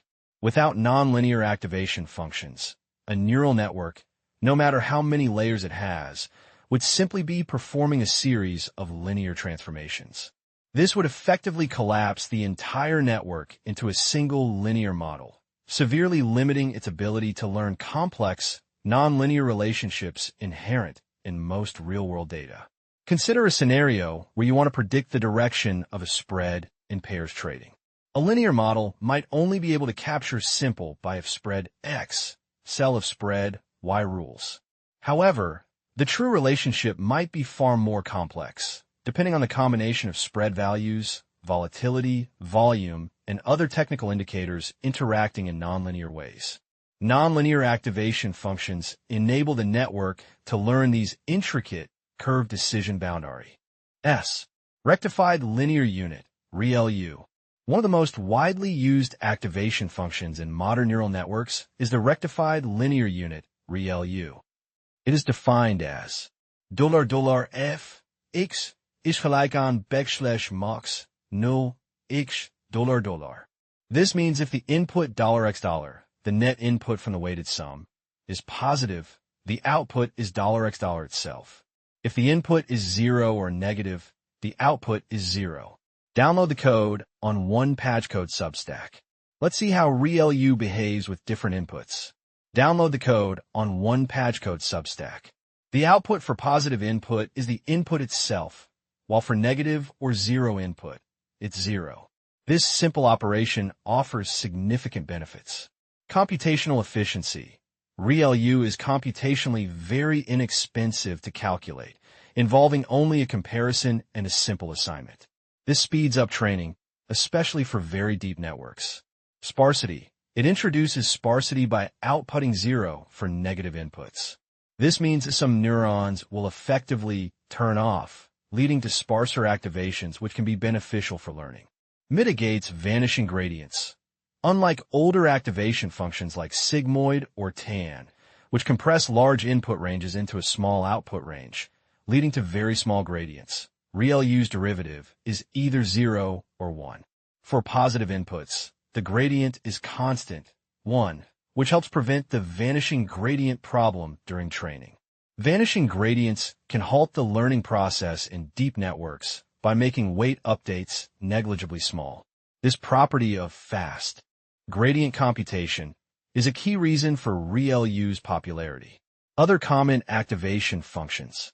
While ReLU is dominant in hidden layers, it's worth briefly mentioning other activation functions that have been historically used or are still used in specific contexts. Sigmoid, logistic, function, squashes any input value into a range between 0 and 1. Useful for binary classification output layers where the output can be interpreted as a probability. However, it suffers from vanishing gradients for very large or very small inputs. Hyperbolic tangent, tan, function, similar to sigmoid, but squashes values into a range between -1 and 1. It is zero-centered, which can sometimes aid training, but also suffers from vanishing gradients. Building layers, from perceptron to network.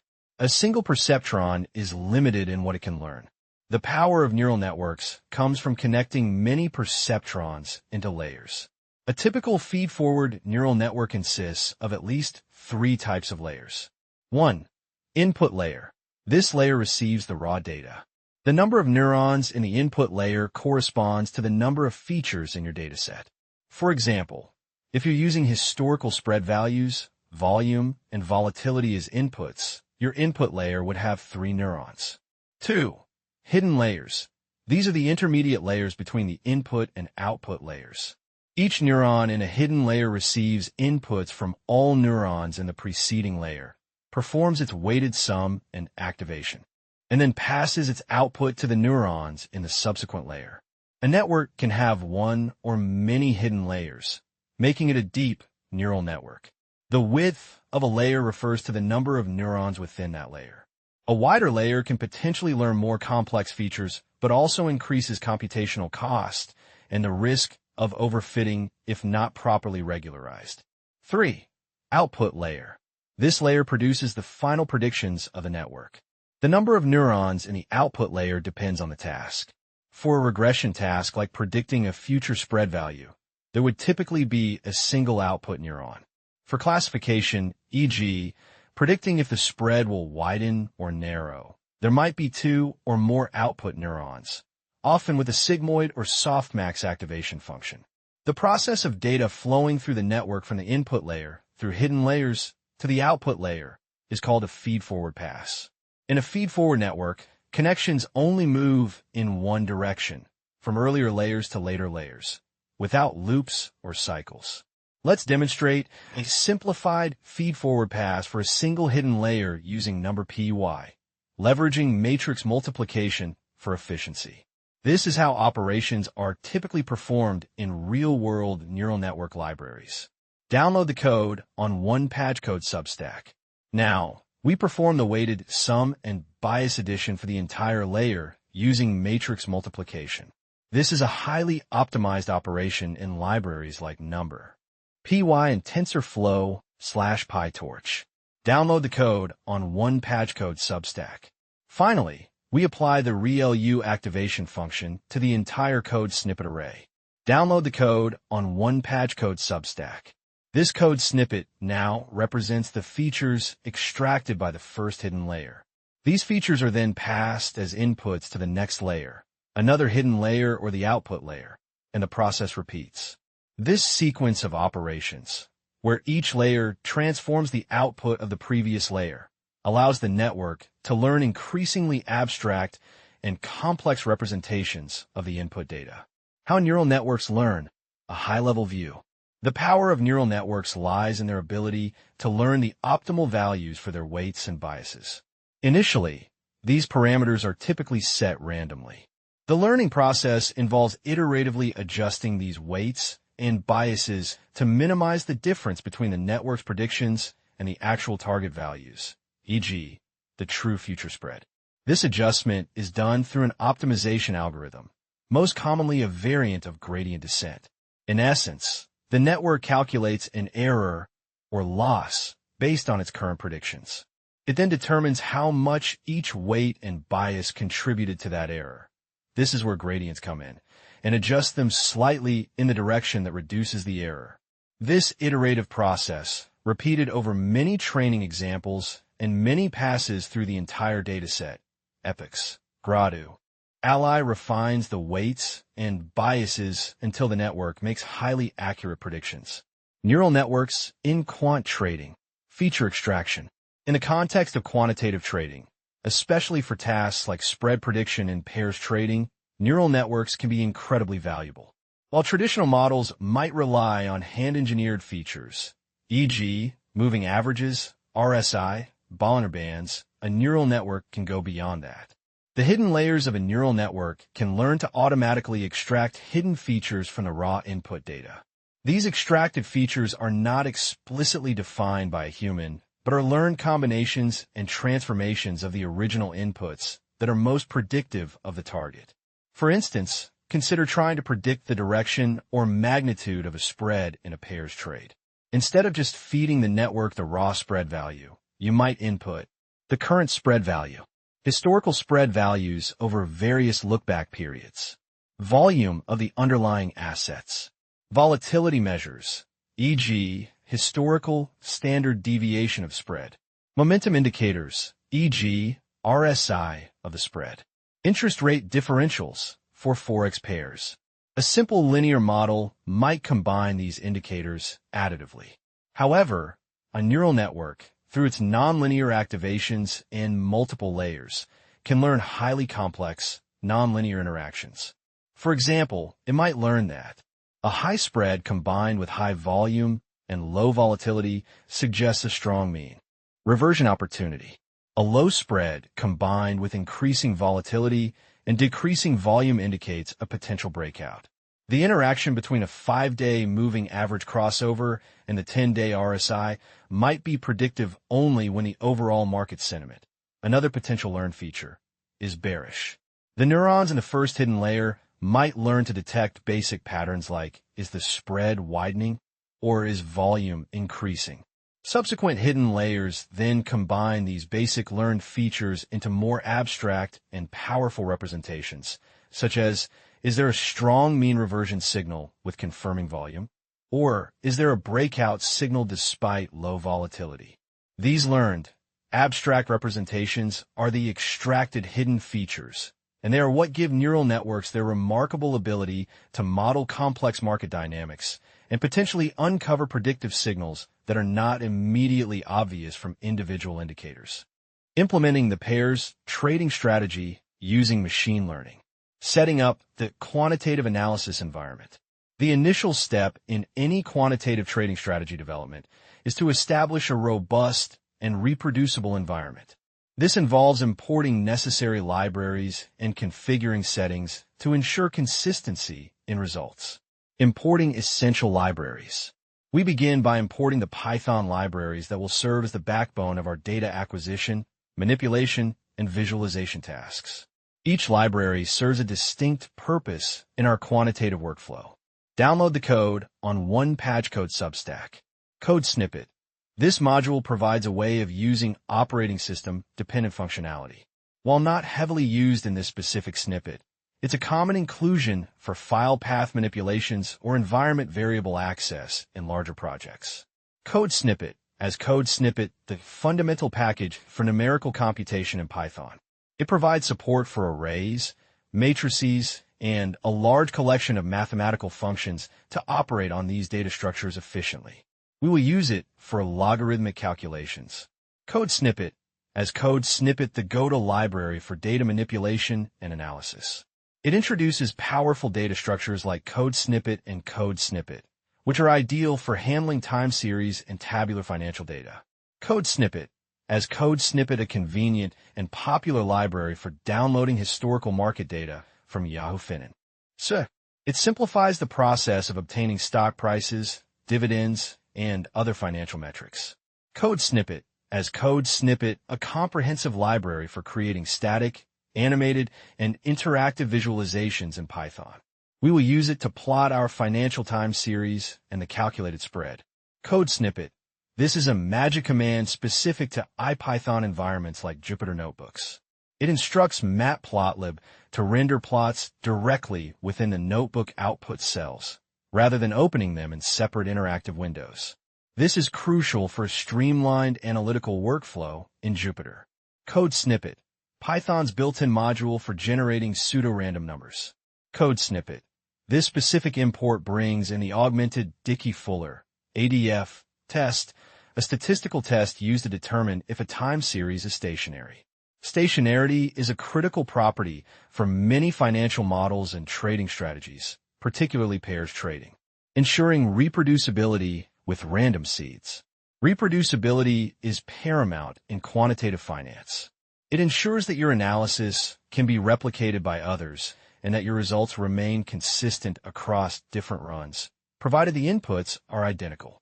This is especially important when dealing with algorithms that involve random processes, such as machine learning models or simulations. Download the code on one PyTorch Substack. By setting a seed for the random number generators, we ensure that the sequence of random numbers genera is always the same.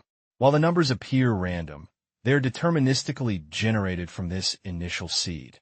This means if you run the same code with the same seed, you will get the exact same sequence of random numbers, leading to identical results in your analysis or model training. For this initial data preparation, the impact is minimal, but it sets a good practice for future steps involving machine learning. Acquiring and inspecting financial data. With our environment set up, the next logical step is to acquire the historical financial data necessary for our pairs trading strategy. We will use code snippet to download adjusted closing prices for our chosen pair of stocks, defining stock pair and date range. For this example, we select Google code snippet and Microsoft code snippet as our target pair and define a specific period for data retrieval. Download the code on one PyTorch Substack. Choosing a pair of stocks is a crucial step in pairs trading. Ideally, these stocks should have a strong historical correlation and be economically linked, implying they should move in tandem but occasionally diverge. Google and Microsoft are both large-cap technology companies, often influenced by similar market trends, making them a plausible, albeit simplified, example for a correlated pair. Downloading historical adjusted close prices. The code snippet function is a powerful tool for fetching financial data. We specify the stock tickers and the desired date range. We are particularly interested in the code snippet price, which accounts for corporate actions like stock splits and dividends, providing a more accurate representation of returns over time. Download the code on one PyTorch Substack. The code snippet function returns a pandas data frame with a multi-index for columns, e.g., code snippet, code snippet. By indexing code snippet, we extract a new data frame containing only the adjusted closing prices for all specified stocks, simplifying our subsequent calculations. Initial data inspection. Before proceeding with calculations, it's good practice to inspect the downloaded data. This helps confirm that the data was downloaded correctly and provides a quick overview of its structure. Download the code on one PyTorch Substack. Code snippet and code snippet show the initial and final rows of our data, respectively, allowing us to quickly verify the date range and the presence of data for both stocks. The code snippet attribute confirms the number of trading days, rows, and the number of stocks, columns, in our dataset. Basic data quality checks and persistence. Robust quantitative analysis requires clean data. It's essential to check for missing values and ensure data types are appropriate. For development efficiency, saving downloaded data locally can prevent repeated API calls. Download the code on one PyTorch Substack. Code snippet provides a count of missing values for each column. In financial time series, missing values typically occur due to non-trading days or data acquisition issues. Code snippet confirms that our price data is stored in numerical format, e.g., code snippet, which is necessary for mathematical operations. Saving data to a CSV file, code snippet, is a best practice during development. It allows you to load the data quickly from your local disk, code snippet, without hitting external APIs, which can be slow or subject to rate limits. Defining and calculating the spread. The core of a pairs trading strategy revolves around the spread between two correlated assets. This spread is the divergence that the strategy aims to exploit, assuming it will eventually revert to its historical mean. Why log price difference for the spread? While a simple price difference, e.g., code snippet, might seem intuitive, it has limitations, especially when assets have different price magnitudes or when analyzing percentage-based movements. The difference of natural logarithms of prices is a more robust and commonly used definition for the spread in quantitative finance for several key reasons. 1. Percentage difference. Code snippet is equivalent to code snippet. This represents the logarithm of the ratio of the two prices. When the ratio is close to 1, this value approximates the percentage difference between the two prices. For example, if code snippet is 1% higher than code snippet will be approximately 0.01. This makes the spread more interpretable as a relative deviation, regardless of the absolute price levels of the stocks. 2. Stationarity. Financial time series, particularly raw prices, are often non-stationary. Their statistical properties like mean and variance change over time. Many statistical models and tests, like the augmented Dickey-Fuller test we'll use later, assume stationarity. While code snippet and code snippet individually might be non-stationary, their difference code snippet or code snippet often results in a more stationary series. This is because common factors affecting both stocks, e.g., market trends, tend to cancel out in the ratio, leaving behind the idiosyncratic differences that are more likely to be mean reverting. 3. Scale invariance. Using log prices makes the spread scale invariant. If you double the prices of both stocks, the log difference remains the same, which is not true for a simple price difference. This property is beneficial when comparing pairs with vastly different price levels. While the log price difference is widely adopted for its statistical properties, other definitions exist, such as the residuals from a linear regression of one stock's price on the others. However, for simplicity and its direct relevance to mean reversion, the log price difference is an excellent starting point. Calculating the log price spread. Now, we apply the code snippet function to our adjusted close prices and then compute the difference to obtain spread. Download the code on one PyTorch Substack. Air, code snippet, and code snippet access, the columns corresponding to Google and Microsoft's adjusted closing prices, respectively. Code snippet performs the element-wise natural logarithm calculation, and the subsequent subtraction yields our code snippet series. Descriptive statistics of the spread. Understanding the basic statistical properties of the spread is crucial. Measures like mean, standard deviation, and range provide insights into its typical behavior and volatility. Download the code on OnePageCode Substack. The code snippet method provides a summary including code snippet, number of non-null observations. Code snippet, the average value of the spread. For a mean reverting series, this is the level it tends to return to. Code snippet, the standard deviation, indicating the volatility or dispersion of the spread around its mean. A higher standard deviation suggests greater fluctuations. Code snippet/code snippet, the minimum and maximum values observed, defining the range of the spread. Code snippet, median, code snippet, quartiles, showing the distribution of the spread values. These statistics give us a quantitative snapshot of the spread's behavior over the selected period. Visualizing the spread. Visualizing time series data is often the most intuitive way to understand its characteristics. Plotting the spread over time allows us to visually inspect for mean reversion, trends, and significant deviations. Download the code on OnePag. The code Substack. The plot of the log price spread is a critical visual aid. We add a horizontal line at the mean of the spread to visually assess its mean reverting behavior. Key visual characteristics to observe include mean reversion. Does the spread consistently return to its mean value after deviating? This is the fundamental premise of pairs trading. Periods where the spread moves far from its mean are potential trading opportunities. Volatility.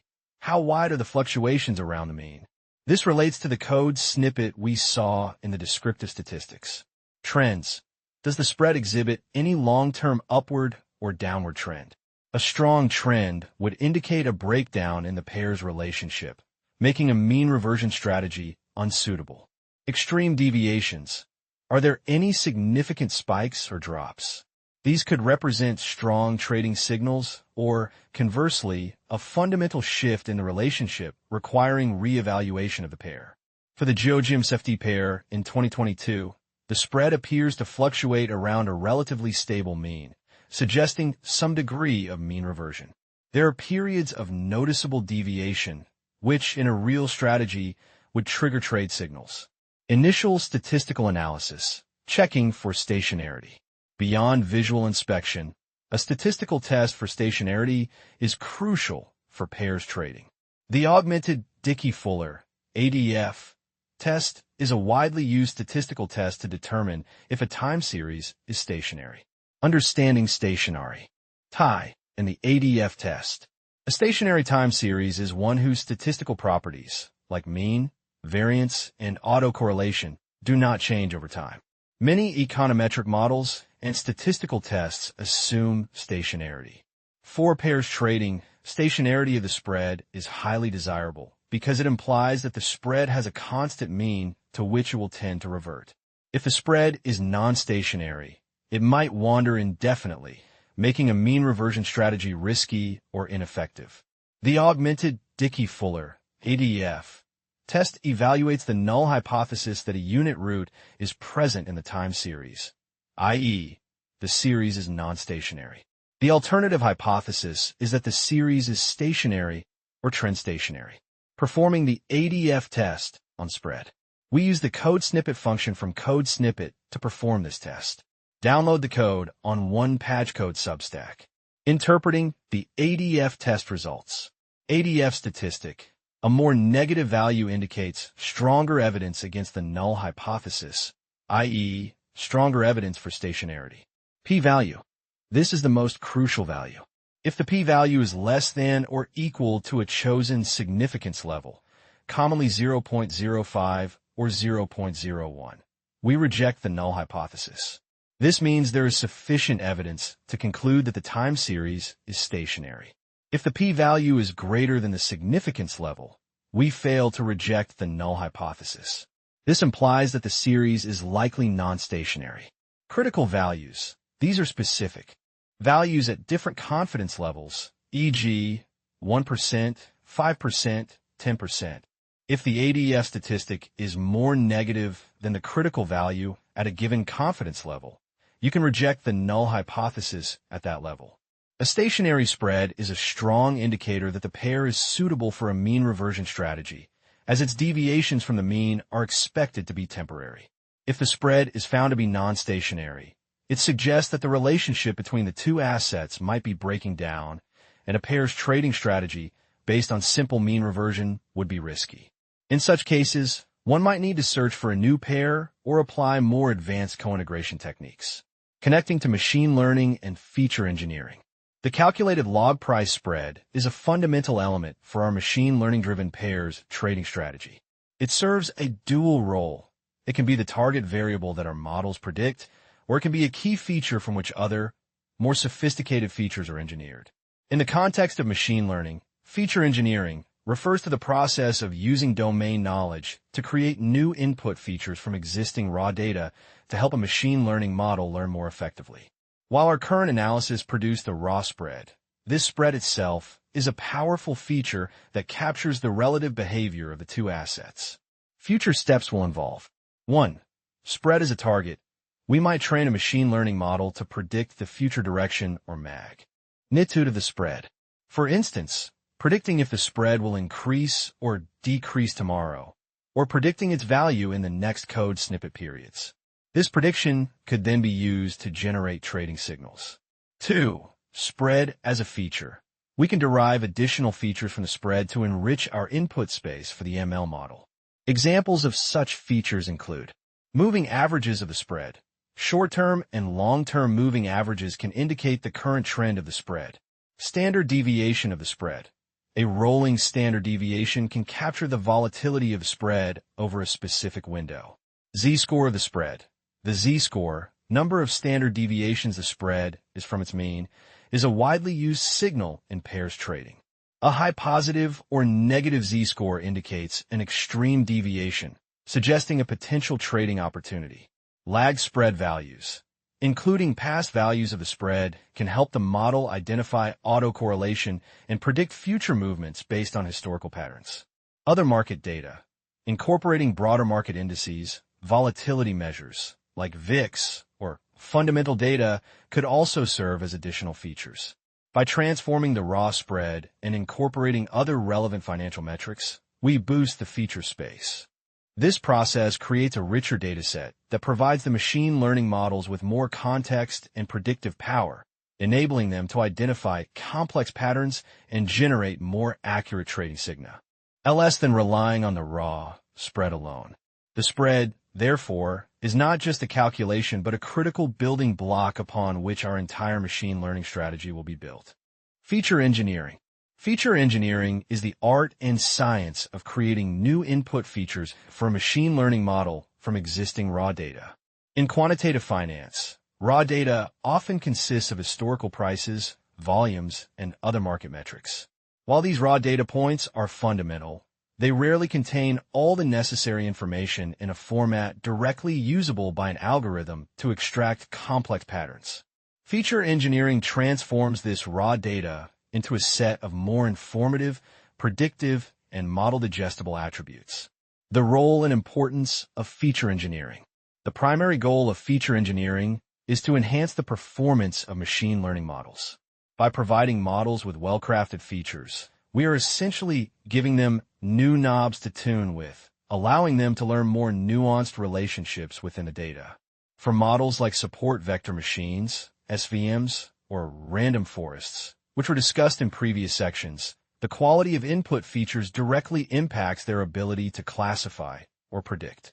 For SVMs, well-engineered features can make the data more linearly separable in a higher dimensional space, allowing the SVM to find a clearer decision boundary. Without good features, an SVM might struggle to find an effective hyperplane, leading to poor generalization. For random forests, these ensemble models thrive on diverse and informative features. Each tree in the forest can learn from different subsets of features, and a rich Feature set allows the forest to build more robust and accurate predictions by combining the insights from many varied decision paths. From an interpretability perspective, manually engineered features often have a clear financial intuition behind them, e.g., a moving average represents trend, volatility represents risk. This can make it easier to understand why a model makes certain predictions, which is crucial in high-stakes environments like financial trading. In contrast, automatic feature learning capabilities of more complex models like deep neural networks might discover highly predictive, but less interpretable, features through hidden layers. While neural networks can implicitly learn complex features, explicit feature engineering remains vital for many models due to its interpretability, computational efficiency, and ability to inject domain-specific knowledge directly into the model. Creating core financial features for pairs trading. For a pairs trading strategy, the goal is often to predict the future direction or magnitude of the spread between two assets. To do this, we need features that capture the current state and recent dynamics of this spread, as well as the individual assets. Let's explore some common and highly relevant features. Suppose we have a data frame code snippet containing the historical closing prices of two assets, code snippet and code snippet. Daily log returns. Log returns are a standard metric in quantitative finance due to their additive property over time and their closer approximation to continuous compounding. They represent the percentage change in price, providing a normalized view of asset movements. The formula for log return is $RT equals \ln $.pt $. Log returns are crucial because machine learning models often perform better with stationary or near stationary data, and returns are generally more stationary than raw prices. Download the code on OnePageCode Substack. The code above first creates a sample code snippet data frame. Then, it calculates the daily log returns for code snippet and code snippet using code snippet on the prices and then applying code snippet. The code snippet method computes the difference between consecutive elements, effectively giving us $.pt, $1 for the log prices, which is equivalent to $\ln $.ln pin equals $\ln $.pt The first row for log returns will be code snippet, as there is no previous day to compare against. Spread and moving average of the spread. The spread is the core concept in pairs trading, representing the price difference or ratio between the two assets. A common approach is to use the difference if the assets are dollar-denominated and have similar price scales, or a ratio if they are on different scales. For simplicity here, we assume a difference-based spread.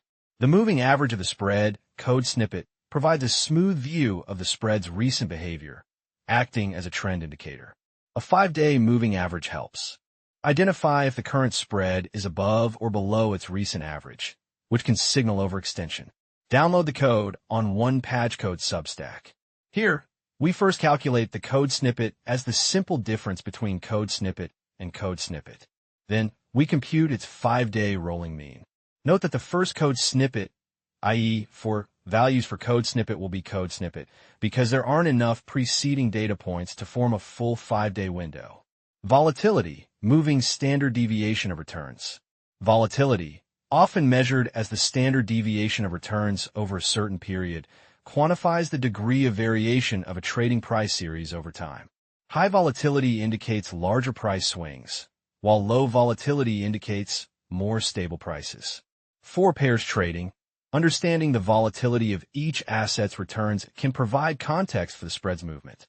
A 20-day moving standard deviation, code snippet, captures recent price fluctuations.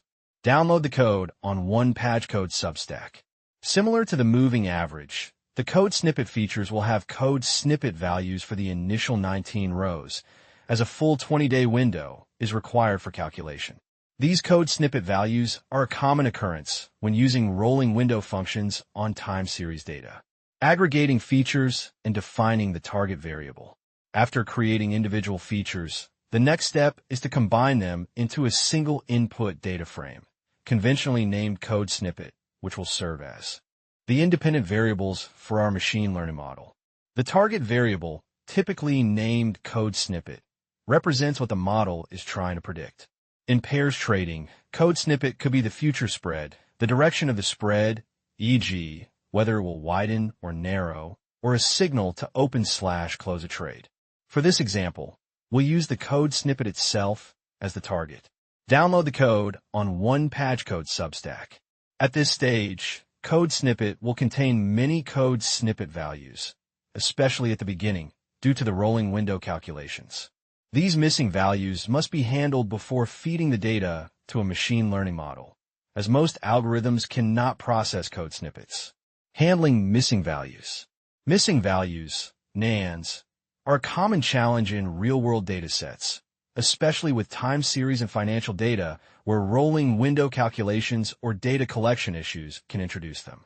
Machine learning models typically cannot handle code snippet values directly, requiring an imputation strategy. Implications and alternatives to code snippet. The code snippet strategy replaces all code snippet values with 0. While simple and effective for preventing model errors, it has specific implications. Pros: simplicity, easy to implement. Model compatibility ensures no code snippets are present, allowing models to run. Cons: information loss. Replacing code snippets with 0 might imply that no change or no volatility occurred, which is often not true for initial code snippets from rolling windows. These code snippets simply mean not enough data yet. Bias: if zeros are not representative of the true missing values, it can introduce bias into the dataset and potentially mislead the model. For instance, if volatility is typically non-zero, imputing 0 for the first 19 values might make the model learn an incorrect pattern for low volatility scenarios. Here's how code snippet is applied and a visual check of its effect. Download the code on one PyTorch Substack. By printing code snippet before and after code snippet, we can visually confirm that the code snippet values, particularly those resulting from the 20-day rolling window calculations, have been replaced by zeros. Alternatives to code snippet. Dropping rows. Code snippet. This is the simplest and often safest approach for time series data. If code snippets only appear at the beginning due to rolling windows, dropping these initial rows ensures that only complete feature sets are used. This reduces the dataset size, but preserves data integrity. When appropriate, when a number of rows with code snippets is small relative to the total dataset, and you want to avoid introducing artificial values. Forward fill. Code snippet or code snippet propagates the last valid observation forward to next valid observation. When appropriate, for features where the last known value is a reasonable proxy for the current missing value, e.g., certain indicators t. Attend to persist. Backward fill. Code snippet or code snippet propagates the next valid observation backward to previous valid observation. When appropriate. Less common for financial time series, but can be useful if future data points are known and influence past missing values, e.g., in specific data reconstruction scenarios. Mean/median imputation. Code snippet or code snippet replaces code snippets with the mean or median of the respective column. When appropriate, for non-time series data, or when code snippets are scattered randomly throughout the series and the mean/median is a reasonable central tendency. For time series, it can be problematic as it ignores temporal dependency. Interpolation. Code snippet estimates missing values based on surrounding known values, e.g., linear quadratic interpolation. When appropriate, when code snippets represent short gaps in a continuous series and you want a smoother estimate. Model-based imputation. Using a separate machine learning model to predict missing values based on other features. When appropriate, for complex missing data patterns, but adds significant complexity. For the initial code snippets from rolling windows, dropping rows is often preferred for its simplicity and integrity, as these rows genuinely lack sufficient historical context for the calculated features. However, code snippet is used here for consistency with the original material and to ensure all data points are retained, which might be desirable if the dataset is small. Sequential train test split. For time series data, it is absolutely critical to perform a sequential, or temporal, train-test split. Unlike typical machine learning problems where data points are independent and identically distributed, ID, time series data has an inherent temporal dependency. Future information cannot be used to predict the past. Why sequential split is critical, preventing data leakage. Random split pitfalls. A random split, common for ID data, would randomly assign data points to either the training or testing set. 4-time series.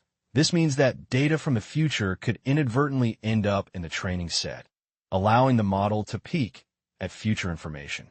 This phenomenon is known as data leakage. Example of data leakage. If a model is trained on a future price movement, it will appear to perform extremely well on the test set, but this performance is artificial and will not generalize to real-world out-of-sample prediction. The model has effectively memorized parts of the future. Real-world simulation. A sequential split ensures that the training set always precedes the test set chronologically. This mimics the real-world trading scenario where a model trained on historical data is used to predict future events. This leads to a more realistic and reliable evaluation of the model's true predictive power. The split typically involves selecting a cutoff date or index, with all data before that point used for training and all data after for testing. A common split ratio, like 80-20, means 80% of the earliest data points are for training and the remaining 20% are for testing. Download the code on OnePageCode Substack. This code snippet correctly performs the sequential split. It calculates the code snippet based on 80% of the total data length and then uses standard Python slicing, code snippet and code snippet, to divide the data frame's code snippet and code snippet into their respective training and testing sets. Verifying shapes and types. It's good practice to verify the shapes and types of the resulting datasets after the split to ensure everything is as expected. Download the code on OnePageCode Substack. This output confirms that the data has been correctly partitioned and that the data types are consistent, typically code snippet for numerical features and targets. Post-engineering steps. Feature scaling. After feature engineering and handling missing values, an essential subsequent step, especially for certain machine learning models like support vector machines, SVMs, and neural networks, is feature scaling, also known as normalization or standardization. Why feature scaling is needed. Distance-based algorithms. Algorithms that rely on distance calculations, e.g., SVMs, k-nearest neighbors, k-means, are highly sensitive to the scale of features.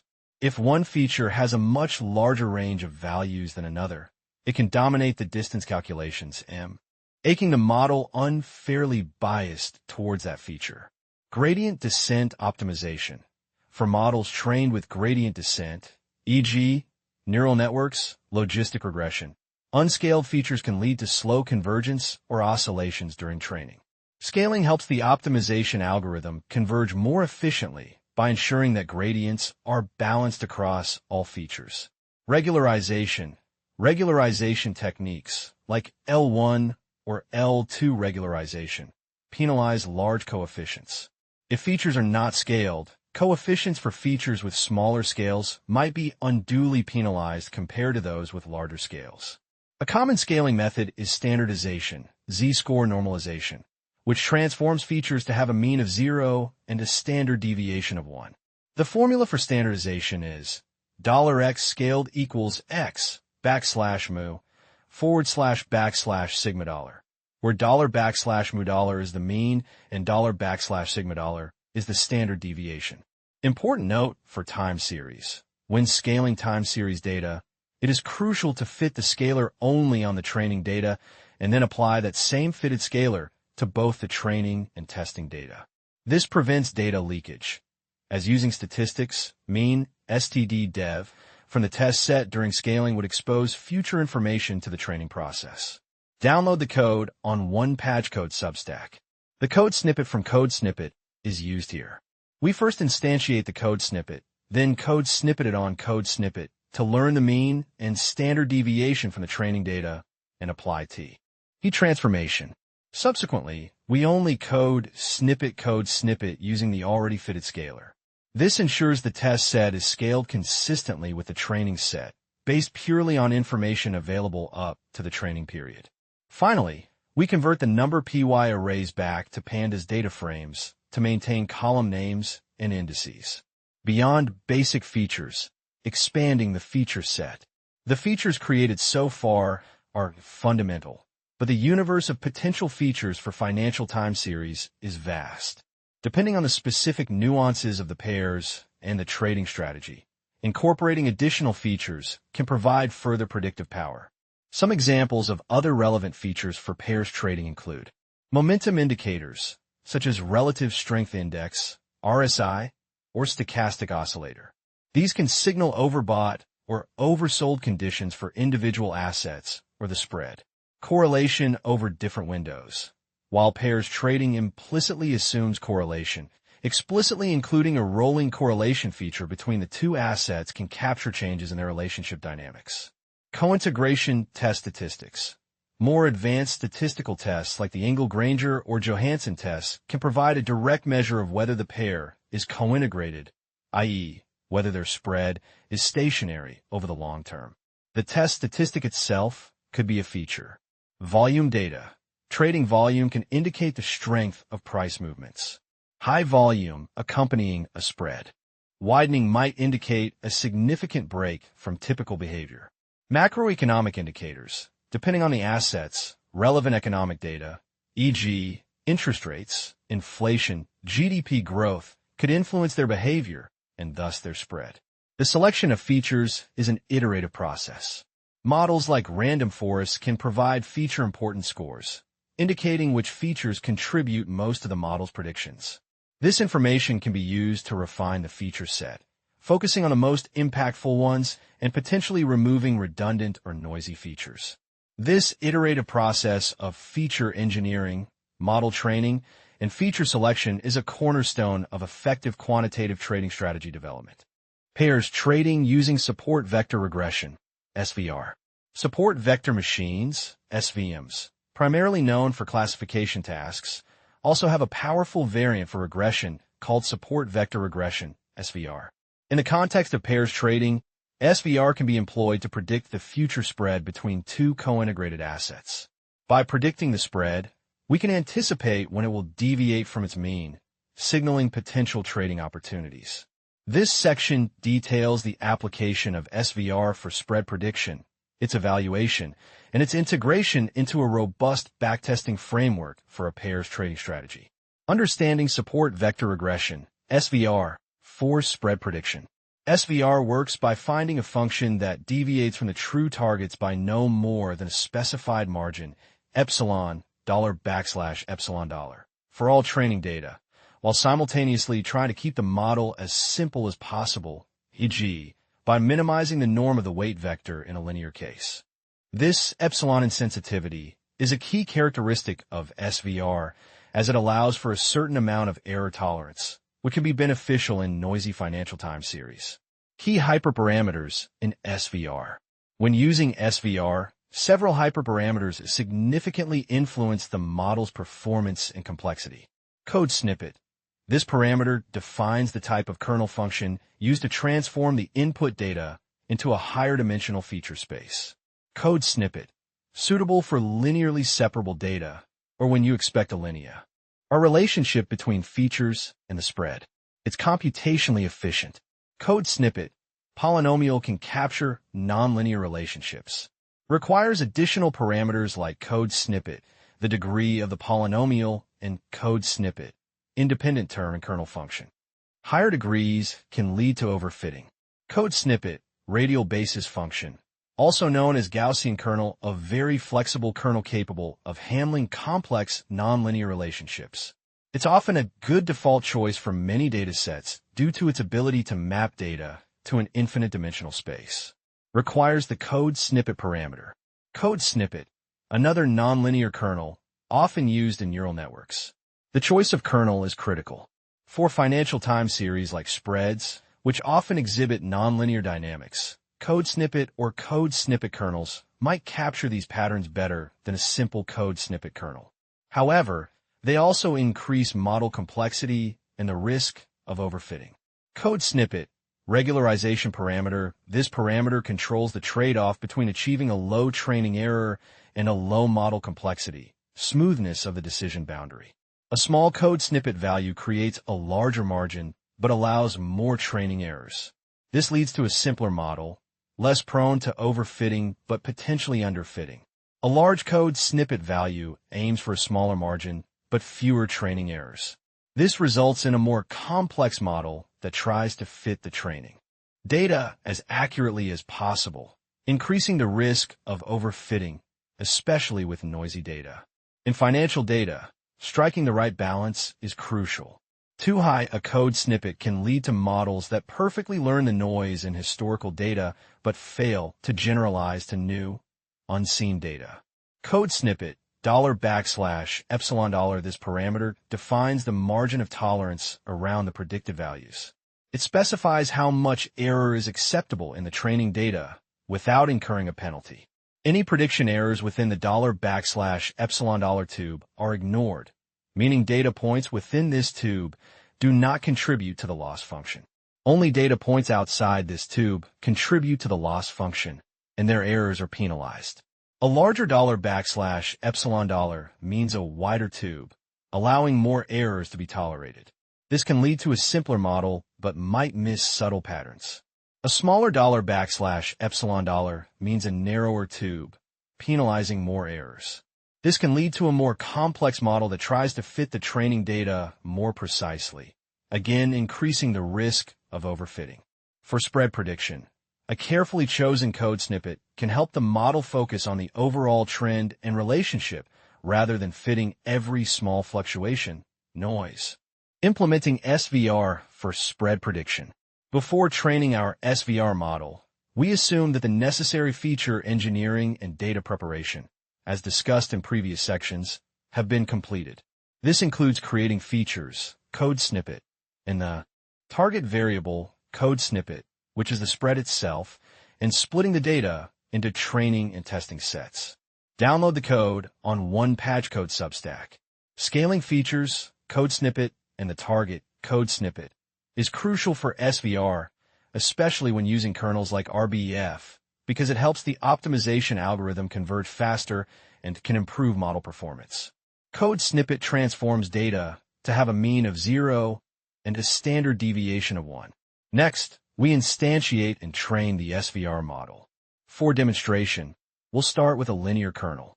Download the code on one patch code Substack. Here, code snippet defines our model. The code snippet method learns the relationship between the scaled features, code snippet, and the scaled spread, code snippet. After training, we make predictions on both the training and test sets. It's important to transform the predictions back to the original scale using the inverse transformation of the code snippet. Download the code on one patch code Substack. The code snippet method outputs scaled spread values. We use code snippet to convert these back to their original magnitude, making them interpretable. Assigning them to code snippet with the correct index is crucial for later alignment and backtesting. Evaluating SVR model performance with RMSE. Root mean squared error, RMSE, is a common metric for regression tasks. It measures the average magnitude of the errors. A lower RMSE indicates a better fit of the model to the data. Download. Add the code on one patch code Substack. The RMSE values provide an initial assessment of the model's accuracy. Interpreting RMSE results. Training RMSE versus test RMSE. If code snippet is significantly lower than code snippet, it suggests overfitting. The model has learned the training data too well, including its noise, and struggles to generalize to unseen data. If both code snippet and code snippet are high, it suggests underfitting. The model is too simple to capture the underlying patterns in the data. Ideally, code snippet and code snippet should be relatively close, with the test RMSE being slightly higher, indicating good generalization. Absolute RMSE value. The absolute value of RMSE needs to be interpreted in the context of the spread's typical range. For example, an RMSE of 0.05 might be excellent if the spread typically fluctuates between -0.2 and 0.2, but poor if it fluctuates between -10 and 10. Limitations of linear kernel. If the code snippet kernel yields poor performance, it's a strong indicator that the relationship between your features and the spread is nonlinear. In such cases, experimenting with code snippet or code snippet kernels and tuning their respective parameters, e.g., code snippet for code snippet, code snippet for code snippet, is essential. Developing the backtesting framework, code snippet.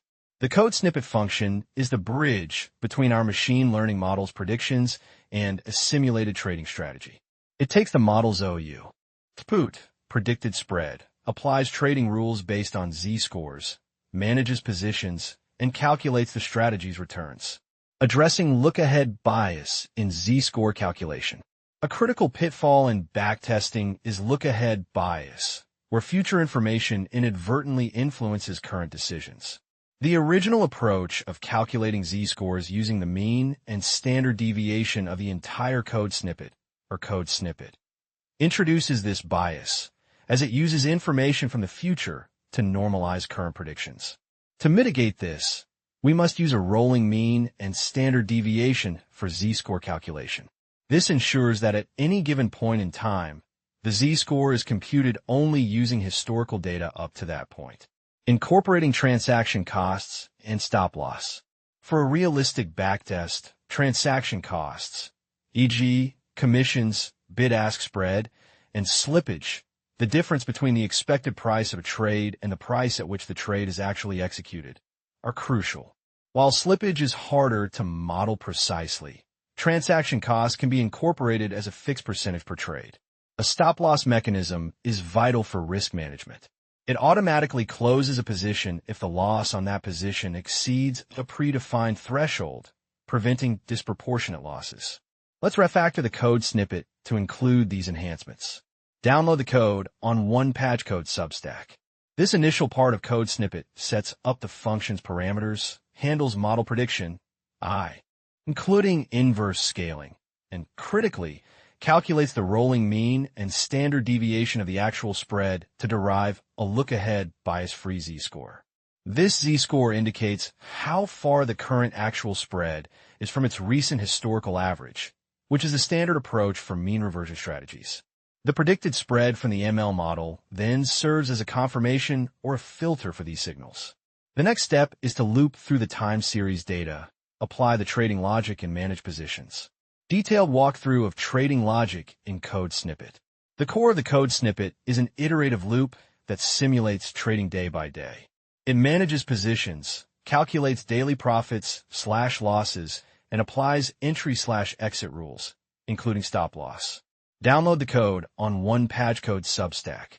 The loop starts by getting current and previous day's data. A crucial part is the stop-loss logic. Here, we implement a simplified stop-loss based on the spread's deviation from its entry point. A more sophisticated stop-loss would track the $P&L of the combined position. Download the code on OnePageCode Substack.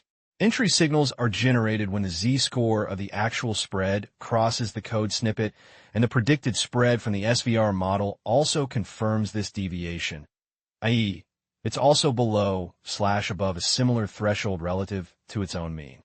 This uses the ML prediction as a filter or confirmation. Transaction costs are applied at the point of entry. Download the code on OnePageCode Substack. Exit signals are triggered when the z-score of the actual spread reverts back towards the mean, crossing the code snippet, and the predicted spread also confirms this reversion. Transaction costs are applied upon exit. Download the code on OnePageCode Substack. The final part of the loop calculates daily returns based on open positions and then updates the cumulative returns.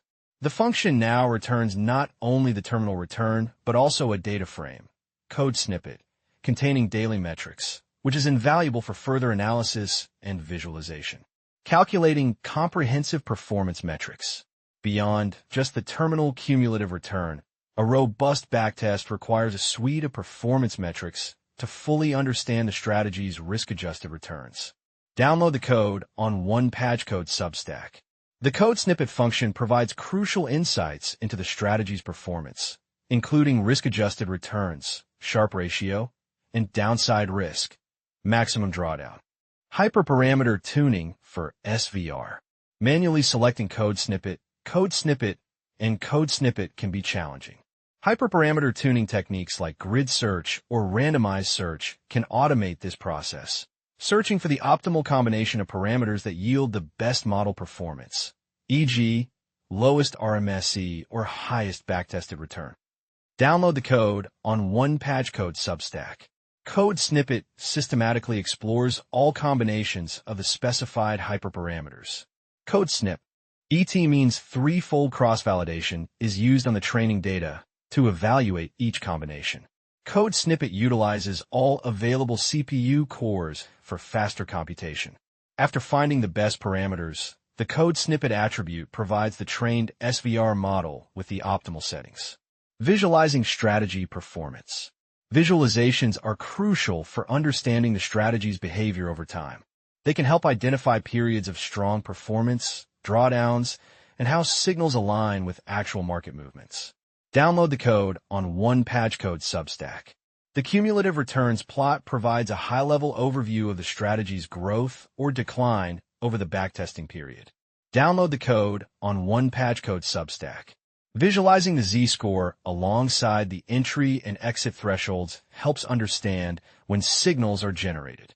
Comparing the actual and predicted spread shows how well the SVR model tracks the true spread dynamics.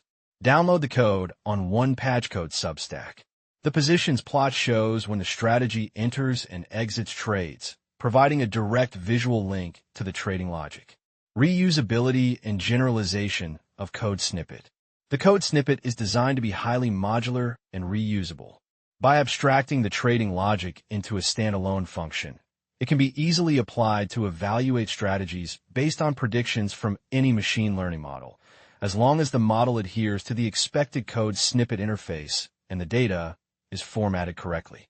For instance, if you train a random forest regressor or a neural network, as discussed in the next section, to predict the spread, you can simply pass the trained model to code snippet. The code snippet parameter allows for slight variations in how predictions are handled, e.g., if a PyTorch neural network requires specific tensor conversions.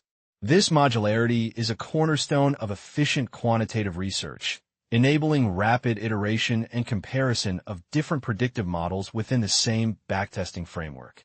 By enhancing the code snippet with rolling statistics, transaction costs, and stop loss, and by coupling it with comprehensive performance metrics and visualizations, we build a robust and realistic backtesting environment for evaluating machine learning-driven pairs trading strategies.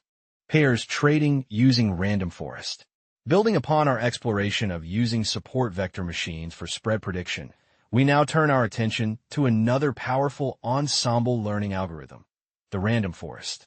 Random forest, an ensemble of decision trees, offers several advantages for regression tasks, including robustness to outliers, nonlinear relationship modeling, and built-in feature importance estimation.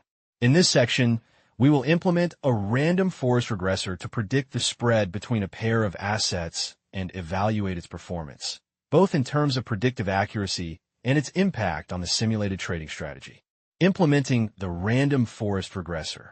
The code snippet library provides a robust implementation of the random forest algorithm through its code snippet class. Before we can instantiate and train our model, we need to import the necessary components. Download the code on OnePatchCode Substack. The initial step involves importing code snippet from code snippet and code snippet from code snippet. We also import code snippet for common numerical operations, particularly for calculating the square root in RMSE, and code snippet for data handling and visualization later on. The comments highlight the expectation that code snippet, and code snippet are predefined from prior data preparation and feature engineering steps. Model instantiation and hyperparameters. When instantiating the code snippet, two crucial hyperparameters are code snippet and code snippet. Code snippet. This parameter determines the number of decision trees in the forest. Each tree is built on a bootstrapped sample of the data, and the final prediction is an average of the individual tree predictions. A higher number, generally leads to more robust and accurate predictions by reducing variance, overfitting to specific samples, but also increases computation time. A common starting point is 100 or 200, balancing performance with computational cost. Code snippet. Setting code snippet ensures reproducibility.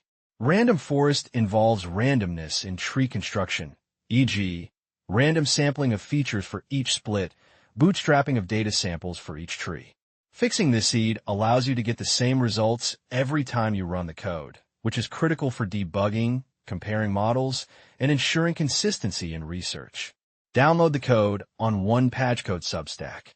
Here, we instantiate code snippet with 100 estimators and a code snippet of 42. This setup prepares our model for the training phase. Training the model. Once the model is initialized, the next step is to train it using our prepared training data. The code snippet method of the code snippet takes the features, code snippet, and the corresponding target variable, code snippet, as input. During this process, the model learns the complex relationships between the input features and the spread values by building an ensemble of decision trees. Each tree learns to map features to the target, and their collective wisdom forms the final model. Download the code on OnePageCode Substack. This simple line initiates the training process. The code snippet now contains the learned patterns from our historical spread data, ready to make predictions. Generating predictions. After training, the model is ready to make predictions. We use the code snippet method to generate spread predictions for both our training dataset to assess training performance and, more importantly, our unseen test dataset to assess generalization performance. Predictions on the training set help us understand if the model has learned the data sufficiently, while predictions on the test set reveal its ability to generalize to new, out-of-sample data points. Download the code on OnePageCode Substack. The code snippet will show how well the model fits the data it was trained on, while code snippet provides an unbiased estimate of its real-world performance. Evaluating predictive performance with RMSE. Root mean squared error, RMSE, is a widely used metric for evaluating the performance of regression models. It measures the average magnitude of the errors between predicted values and actual values. A lower RMSE indicates a better fit of the model to the data. RMSE is particularly sensitive to large errors, as the errors are squared before averaging. The formula for RMSE is $RMSE rovno SQT lavazložena zatvorka frat lavazložena zatvorka 1 pravazložena zatvorka lavazložena zatvorka n pravazložena zatvorka sum lavazložena zatvorka I rovno 1 pravazložena zatvorka strižka lavazložena zatvorka n. O, y, backslash hat y, 2 I $. Where $, are the actual values, $hat, Wi-Fi $ are the predicted values, and $, is the number of observations. Download the code on OnePageCode Substack. After running this code, you might observe something similar to code snippet. Code snippet. The significant difference between the training RMSE, very low, e.g., code snippet, and the test RMSE, substantially higher, e.g., code snippet, is a critical observation. Low training RMSE. A very low training RMSE suggests that the random forest model has learned the training data exceptionally well, potentially memorizing patterns, including noise. This is characteristic of powerful models like random forest, which can easily overfit if not constrained by hyperparameters or regularization techniques. They are capable of fitting highly complex, nonlinear functions, sometimes too well. Higher test RMSE. The higher test RMSE indicates that the model's performance on unseen data is significantly worse than on the training data. This discrepancy is a clear sign of overfitting. While the model captures complex relationships, some of these relationships might be specific to the training data and do not generalize well to new market conditions. It highlights that the model has learned the noise or idiosyncratic patterns of the training set rather than the underlying generalizable relationships. Compared to simpler models like linear regression or even some SVM configurations, random forest often achieves lower RMSE on the training set due to its ensemble nature and ability to fit highly complex functions. However, this power also increases its propensity to overfit. The goal of machine learning for finance is to find a model that generalizes well, meaning its test RMSE is acceptably low, and the gap between training and test RMSE is minimized, indicating a good balance between bias and variance. Translating predictive accuracy into trading profitability. A common and critical pitfall in quantitative finance is assuming that a model with superior predictive accuracy, e.g., lower RMSE, will automatically lead to superior trading profitability. This is not always the case, especially in multi-stage systems like pairs trading, where prediction is just one component of the overall strategy. The code snippet function, introduced in previous sections, evaluates the actual trading performance of a strategy based on a model's predictions. We will first show the SVM model's performance as a baseline, then explicitly evaluate the random forest model's trading performance for direct comparison. Download the code on one PageCode Substack. You might observe that even with a lower RMSE on the test set, the random forest model might not necessarily yield a higher terminal return than the SVM model, or it could even perform worse. For example, if SVM returned $750 and random forest returned $500, despite RF having a lower RMSE. Why the disconnect? Multi-stage overfitting. This phenomenon is oft referred to as multi-stage overfitting or overfitting to noise in the signal-to-strategy translation. It means that while your model is good at predicting the raw spread values, those predictions might not be robust enough or accurate in the specific ways required to generate profitable trading signals. Here are several reasons why a model with better predictive RMSE might lead to worse trading results. 1. Sensitivity to thresholds. Trading strategies often rely on fixed entry and exit thresholds, e.g., z-score 2 for entry, z-score 0 for exit. Even a small error in prediction can push the spread across a threshold, leading to a premature or missed trade. A model might predict the spread very accurately most of the time, but fail precisely when it matters most around the thresholds, causing false signals or missed opportunities. 2. Overfitting to noise. While random forest excels at capturing complex patterns, it can also learn to predict random noise in the training data, which does not generalize. If the model accurately predicts minute fluctuations that are pure noise, these predictions can lead to excessive or unprofitable trades when applied to live data, as these accurate predictions are just noise. 3. Lack of robustness to regime changes. Financial markets are dynamic and can undergo significant regime changes, e.g., from trending to mean reverting or periods of low to high volatility. A model trained on one market regime might perform poorly when market shifts. High predictive accuracy on a static test set doesn't guarantee robustness to these changes, leading to strategy decay. 4. Transaction costs and slippage. Trading simulations need to account for realistic transaction costs, commissions, bid-ask spread, and slippage, the difference between the expected price of a trade and the price at which the trade is actually executed.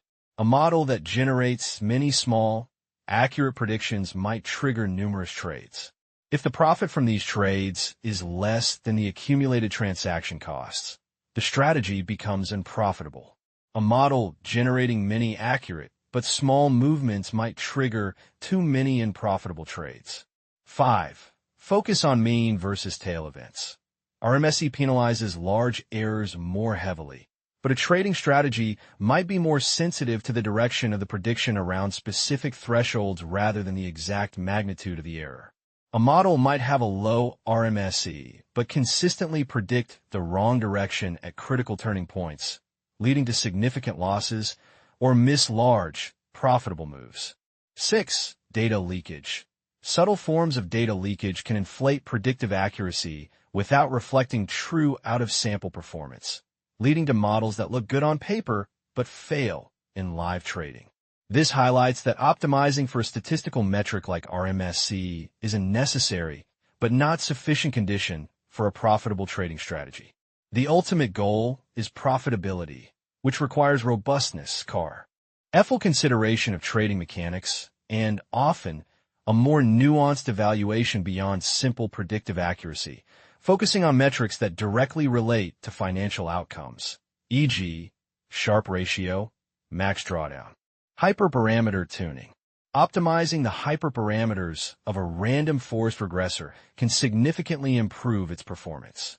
Common hyperparameters to tune include code snippet, number of trees, code snippet, maximum depth of each tree, code snippet, minimum number of samples required to split an internal node, and code snippet, number of features to consider when looking for the best split. Tuning helps in finding the optimal balance between bias and variance, reducing overfitting and improving generalization. Code snippet provides tools like code snippet and code snippet for systematic hyperparameter tuning. Code snippet exhaustively searches through a specified parameter grid, while code snippet samples a fixed number of parameter settings from a distribution, which is more efficient for very large parameter spaces. For demonstration, we'll show a simplified code snippet approach. Download the code on PyTorch Substack. Hyperparameter tuning is an iterative process. The chosen grid is a simplified example. In practice, you might explore a wider range of values and use code snippet for efficiency with larger grids or when a search space is continuous. It's crucial to perform tuning on a validation set or using cross-validation on the training set, and then evaluate the final model on a completely unseen test set to avoid overfitting the hyperparameters. Visualizing predicted versus actual spread.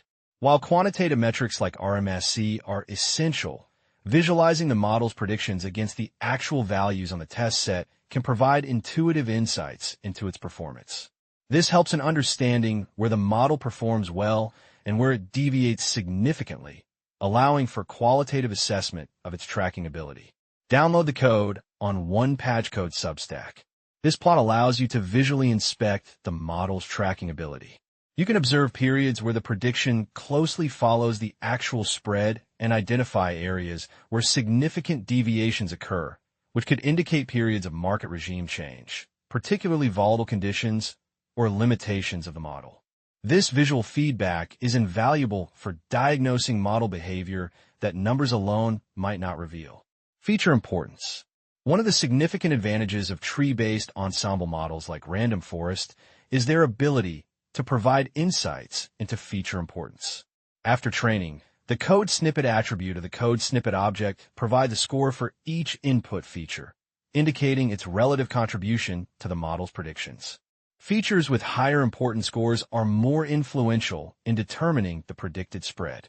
Understanding feature importance can guide further feature engineering efforts, allowing you to focus on or create more impactful features and potentially discard less relevant ones to simplify the model, reduce noise, and improve interpretability. This is crucial for building robust and explainable quantitative strategies. Download the code on PyTorch Substack. Analyzing the feature importance output can reveal which of your engineered features, e.g., various moving averages, volatilities, z-scores, returns differences, are most predictive of the spread. For instance, you might find that a short-term moving average difference is far more important than a long-term volatility measure, or that specific ratios are highly influential. This insight can lead to more focused feature selection and potentially simpler, more robust models. Further considerations and best practices. While random forest is a powerful algorithm for spread prediction, its application in a real-world pairs trading strategy benefits from additional considerations and best practices to enhance robustness and profitability. 1. Beyond simple features. Explore more sophisticated and diverse features to capture a broader range of market dynamics. These could include higher-order moments of spread, skewness and kurtosis of the spread distribution to capture fat tails or asymmetry, cross-asset features, ratios or differences of other related financial metrics, e.g., trading volume, open interest, market capitalization between the two assets, macroeconomic indicators, interest rates, inflation, GDP growth, or industry-specific data, if relevant to the pair's underlying businesses. Sentiment data, news sentiment scores, social media mentions, or analyst ratings related to the companies. Technical indicators, RSI, Relative Strength Index, MACD, Moving Average Convergence Divergence. Bollinger Bands applied to the spread or individual assets, providing different perspectives on momentum and volatility. 2. Adaptive thresholds. Instead of fixed z-score entry/exit thresholds, consider making them adaptive. This could involve using a rolling standard deviation for the z-score calculation, or even training a separate machine learning model to predict optimal entry/exit points based on current market conditions, implied volatility, or other dynamic factors. 3. Robustness checks. Backtest the strategy across different market regimes, e.g., bull markets, bear markets, volatile periods, calm periods, to ensure its robustness. A model that performs well during calm, mean reverting periods might fail spectacularly during a market crash or a strong trending environment. Out-of-sample testing on truly unseen data is paramount. 4. Transaction costs and slippage. Always account for realistic transaction costs, commissions, exchange fees, bid-ask spread, and potential slippage in your backtesting. Even a highly accurate prediction model can be unprofitable if trading costs are too high, as frequent small trades can erode profits. 5. Alternative evaluation metrics. While RMSE is good for predict tie-in accuracy, consider other metrics more aligned with trading outcomes.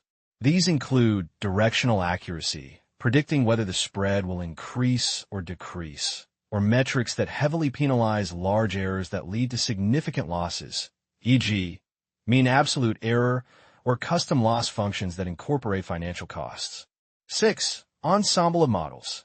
Instead of relying on a single random forest model, consider ensembling multiple models, e.g., random forest, SVM, gradient boosting machines, neural networks, to create a meta-predictor. This can often lead to more robust predictions by leveraging the strengths of different algorithms and smoothing out individual model weaknesses. Techniques like stacking or blending can be employed. 7. Risk management. Integrate robust risk management principles. This includes position sizing based on volatility, stop-loss mechanisms, and portfolio-level risk controls to manage overall exposure and potential drawdowns. A good prediction model is only one part of a comprehensive trading system. By carefully implementing, evaluating, and refining the random forest model with these considerations, you can build a more robust and potentially profitable pairs trading strategy. Pairs trading using neural networks. This section explores the application of neural networks and ends, specifically a feed-forward network, for predicting the spread in a pairs trading strategy. Neural networks offer powerful nonlinear modeling capabilities, making them suitable for complex financial time series.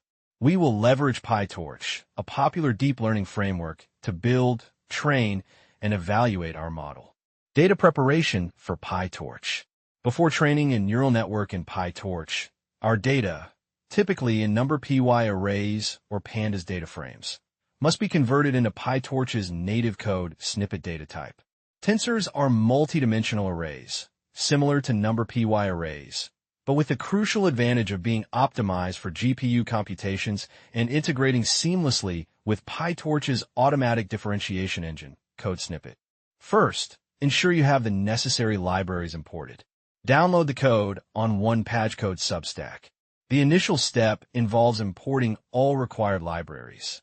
We also include a placeholder for dummy data generation, ensuring the code remains executable even if code snippet, etc., haven't been explicitly defined in the current script context. In a full pipeline, these would originate from your data pre-processing and splitting stages. Converting data to PyTorch tensors. PyTorch operations are optimized for its code snippet data type. We convert our input features, code snippet, and target variables, code snip, into code snippet objects. It's crucial to specify the data type, typically code snippet for floating point numbers, which is the default for most neural network computations. Download the code on OnePageCode Substack. Here, code snippet extracts the underlying number py array from the pandas data frame, which is then converted into a PyTorch tensor. The code snippet ensures consistency and compatibility with neural network layers. Reshaping target tensors with code snippet. For regression tasks, especially when dealing with a single output variable, PyTorch often expects the target tensor to have a shape like code snippet.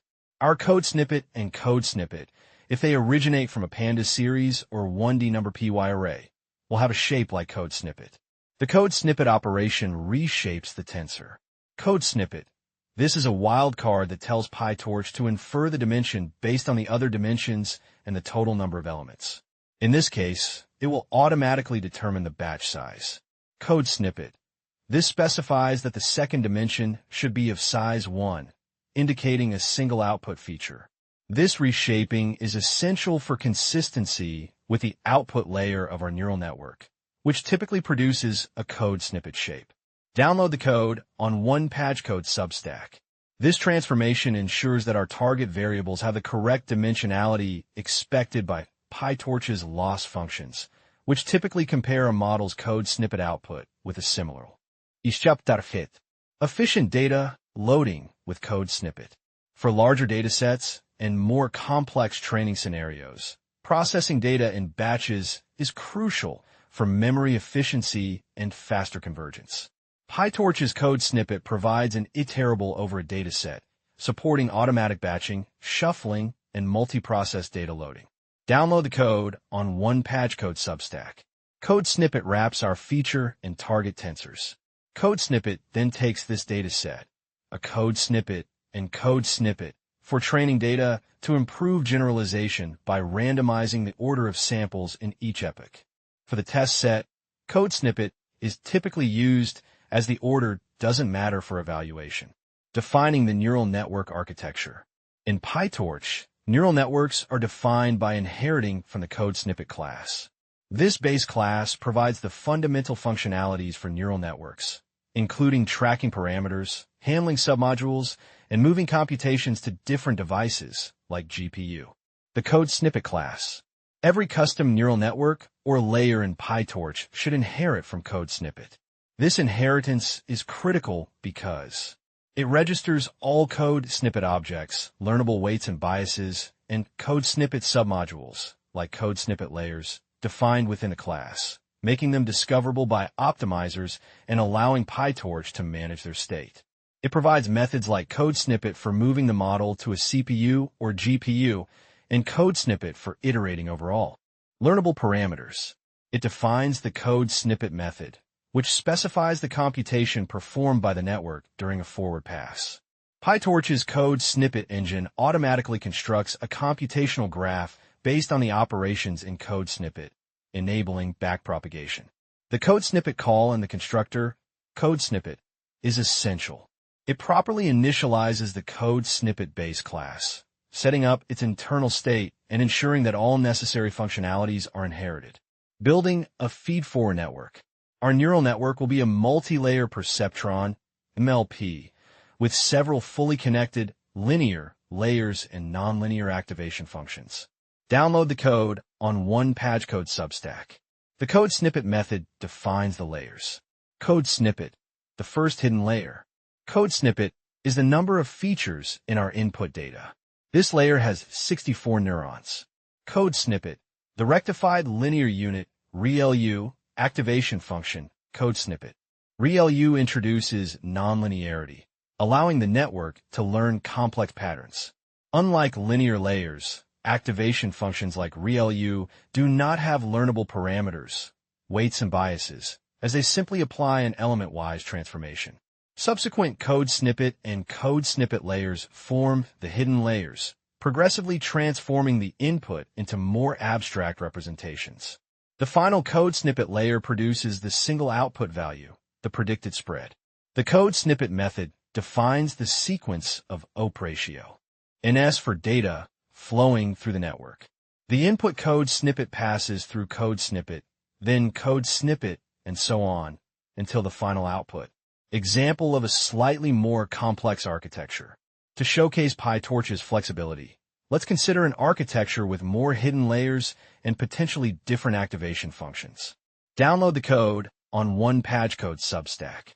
This code snippet uses code snippet for a more compact definition of sequential layers. It introduces code snippet, batch normalization layers, which normalize the activations of the previous layer, often leading to faster and more stable training. Code snippet, dropout layers, a regularization technique that randomly sets a fraction, 0.3 in this case, of input units to 0 during training. This prevents co-adaptation of neurons and helps mitigate overfitting. Model instantiation and inspection. After defining the network class, we instantiate it and use code snippet to inspect its structure, parameter count, and output shapes. Download the code on one PyTorch Substack. The code snippet output shows the layers, their output shape, and the number of trainable parameters. The code snippet in the code snippet column signifies the batch size, which can vary depending on the code snippet or the last batch in an epoch. It indicates that the model can handle any batch size for that dimension. Parameters like weights and biases are associated with code snippet layers. Code snippet layers, being element widths, in nonlinear transformations, do not have any learnable parameters. Loss function and optimizer. For training our neural network, we need to define a loss function to quantify the error between our model's predictions and the true target values, and an optimizer to update the model's parameters based on this loss. Loss function, mean squared error. For regression tasks like spread prediction, the mean squared error, MSE, is a common choice. PyTorch provides code snippet. Download the code on one PyTorch Substack. Code snippet calculates the average of the squared differences between predicted and actual values. The goal of training is to minimize this loss. Optimizer, Adam. Optimizers adjust the model's weights and biases during training to reduce the loss. Adam, adaptive moment estimation, is a popular and effective optimization algorithm that combines the benefits of AdaGrad and RMS-prop, adapting the learning rate for each parameter. Download the code on one PyTorch Substack. We initialize code snippet by passing code snippet, which provides all learnable parameters of our code snippet instance, and a code snippet. The learning rate is a crucial hyperparameter that determines the step size at each iteration while moving towards a minimum of a loss function. A learning rate that is too high can cause the training to overshoot the minimum, while one that is too low can lead to slow convergence. Training the neural network. The training process involves iteratively feeding batches of data to the network, computing the loss, performing backpropagation to calculate gradients, and updating the model's parameters. Understanding autograd and backpropagation. PyTorch's code snippet system is at the heart of its deep learning capabilities. When you perform operations on tensors, PyTorch automatically builds a computational graph. This graph records all operations and how they relate to each other. Forward pass. When you call code snippet, the data flows through the network, and the output is generated. During this pass, the computational graph is constructed. Code snippet. This is the magic step. It traverses the computational graph backward from the code snippet tensor. For every operation recorded in the graph, it computes the gradient of the loss with respect to the parameters involved in that operation. These gradients are accumulated in the code snippet attribute of each parameter. This process is known as backpropagation. Code snippet. Once code snippet has computed all gradients, the optimizer uses these gradients to update the model's parameters, weights and biases, according to its specific algorithm, e.g. Adam. This moves the parameters in the direction that minimizes the loss. Code snippet. Before each new batch in the training loop, it's crucial to call code snippet. This is because gradients are accumulated by default in PyTorch. If you don't zero them, the gradients from the previous batch will be added to the current batch. Gradients, leading to incorrect updates. Training loop implementation. Download the code on one PyTorch Substack. We define code snippet and initialize a list code snippet to track the loss over time. We also set up parameters for early stopping, which is a regularization technique. Download the code on one PyTorch Substack. This loop performs the core training. 1. Code snippet. sets the model to training mode. This is important for layers like code snippet and code snippet, which behave differently during training and evaluation. 2. Per batch steps. Code snippet clears gradients from the previous iteration. Code snippet performs the forward pass. Code snippet calculates the loss. Code snippet computes gradients. Code snippet updates weights. 3. Code snippet and code snippet sets the model to evaluation mode and disables gradient calculations. This is crucial for validation to ensure consistent behavior and to save memory/computation. 4. Early stopping. This mechanism monitors the validation loss. If the validation loss does not improve for a specified number of code snippet epochs, training is stopped. This helps prevent overfitting by stopping training when the model starts to generalize poorly to unseen data. Visualizing training loss. Plotting the training loss over epochs helps visualize the learning process and detect issues like non-convergence or oscillations. Download the code on one patchcode Substack. A steadily decreasing loss curve indicates that eModel is learning effectively. If the loss plateaus or increases, it might suggest issues with the learning rate, model capacity, or data quality. Model evaluation and prediction. After training, we evaluate the model's performance on unseen data, the test set, using root mean squared error, RMSE, and visualize its predictions. Making predictions. To make predictions, we set the model to evaluation mode, code snippet, and wrap the prediction code in code snippet, similar to our validation step. Download the code on one patchcode Substack. The code snippet method is crucial here. When making predictions for evaluation, we don't want to build a computational graph or track gradients. Code snippet creates a new tensor that shares the same data but is no longer part of the graph. Then, code snippet converts it to a number py array for easy compatibility with code snippet functions. Code snippet is used to convert the code snippet shape back to a 1D array.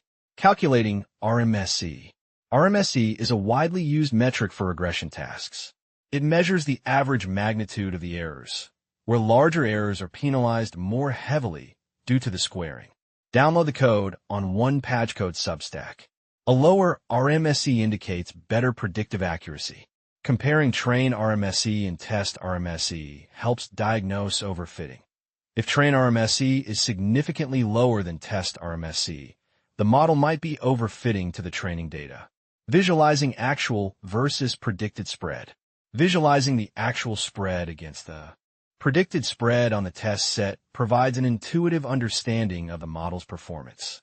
Download the code on one patchcode Substack. This plot helps assess how well the model captures the trends and magnitude of the spread.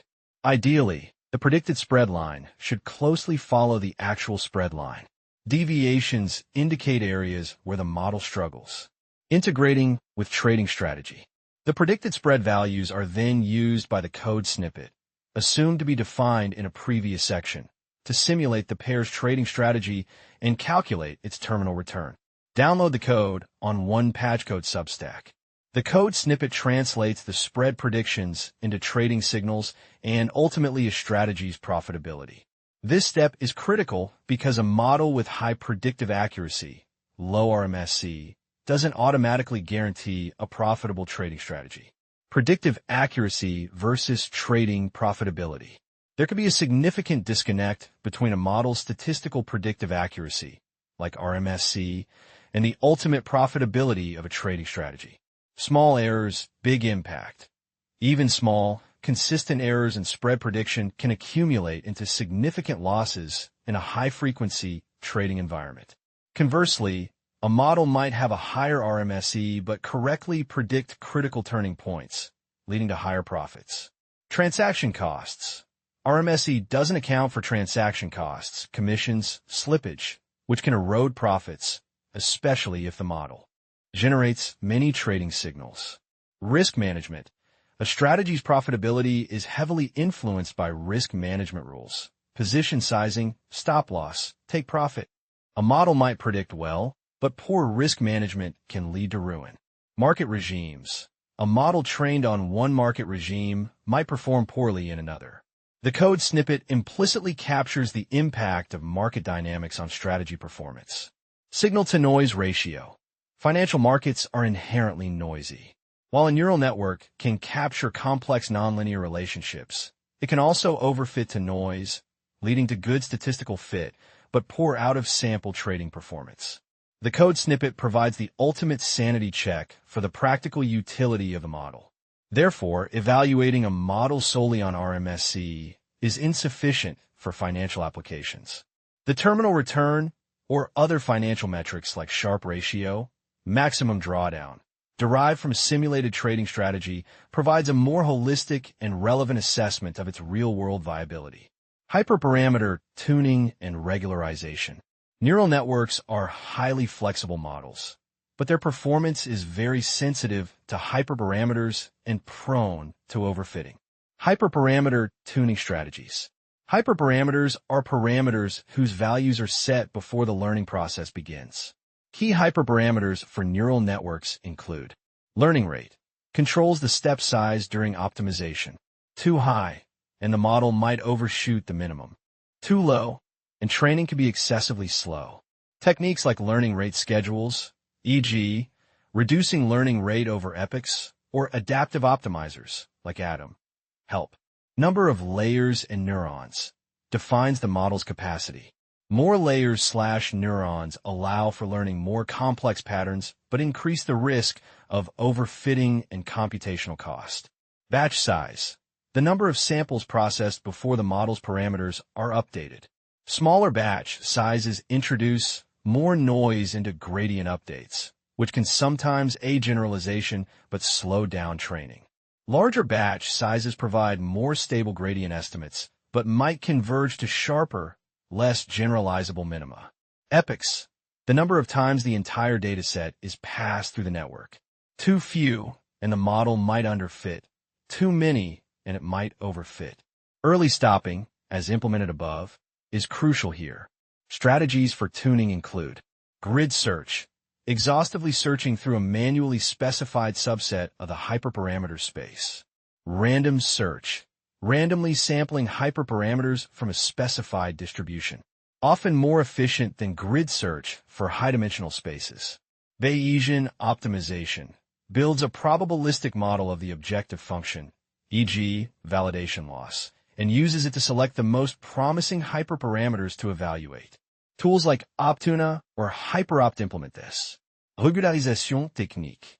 Regularization methods are used to prevent overfitting, where the model learns training data too well, including its noise, and performs poorly on unseen data. Dropout. As shown in code snippet, dropout randomly sets a fraction of neuron outputs to 0 during training, forcing the network to learn more robust features and preventing over-reliance on specific neurons. L1/L2 regularization. Weight decay adds a penalty to the loss function based on the magnitude of the model's weights. L1 regularization. Lasso encourages sparsity. Some weights become exactly 0, while L2 regularization, ridge or weight decay in PyTorch optimizers, pushes weights towards 0, preventing them from becoming too large. Download the code on one PageCode Substack. Early stopping. Monitoring validation performance and stopping training when it starts to degrade, as implemented in our training loop. Saving and loading train models. Once a model is trained and evaluated, it's good practice to save its state for future use without retraining. PyTorch models can be saved and loaded efficiently. Download the code on one PageCode Substack. Code snippet returns a Python dictionary object that maps each layer to its learnable parameters. Saving this dictionary is the recommended way to save PyTorch models, as it's lightweight and flexible. Download the code on one PageCode Substack. When loading, you first need to create an instance of the model class, code snippet in this case, with the same architecture, and then load the code snippet into it. Comparison with other ML.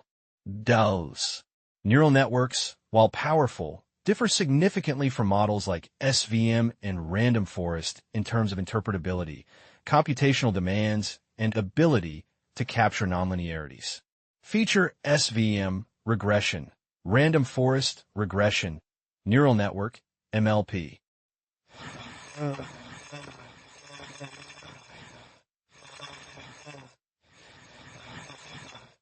Interpretability low.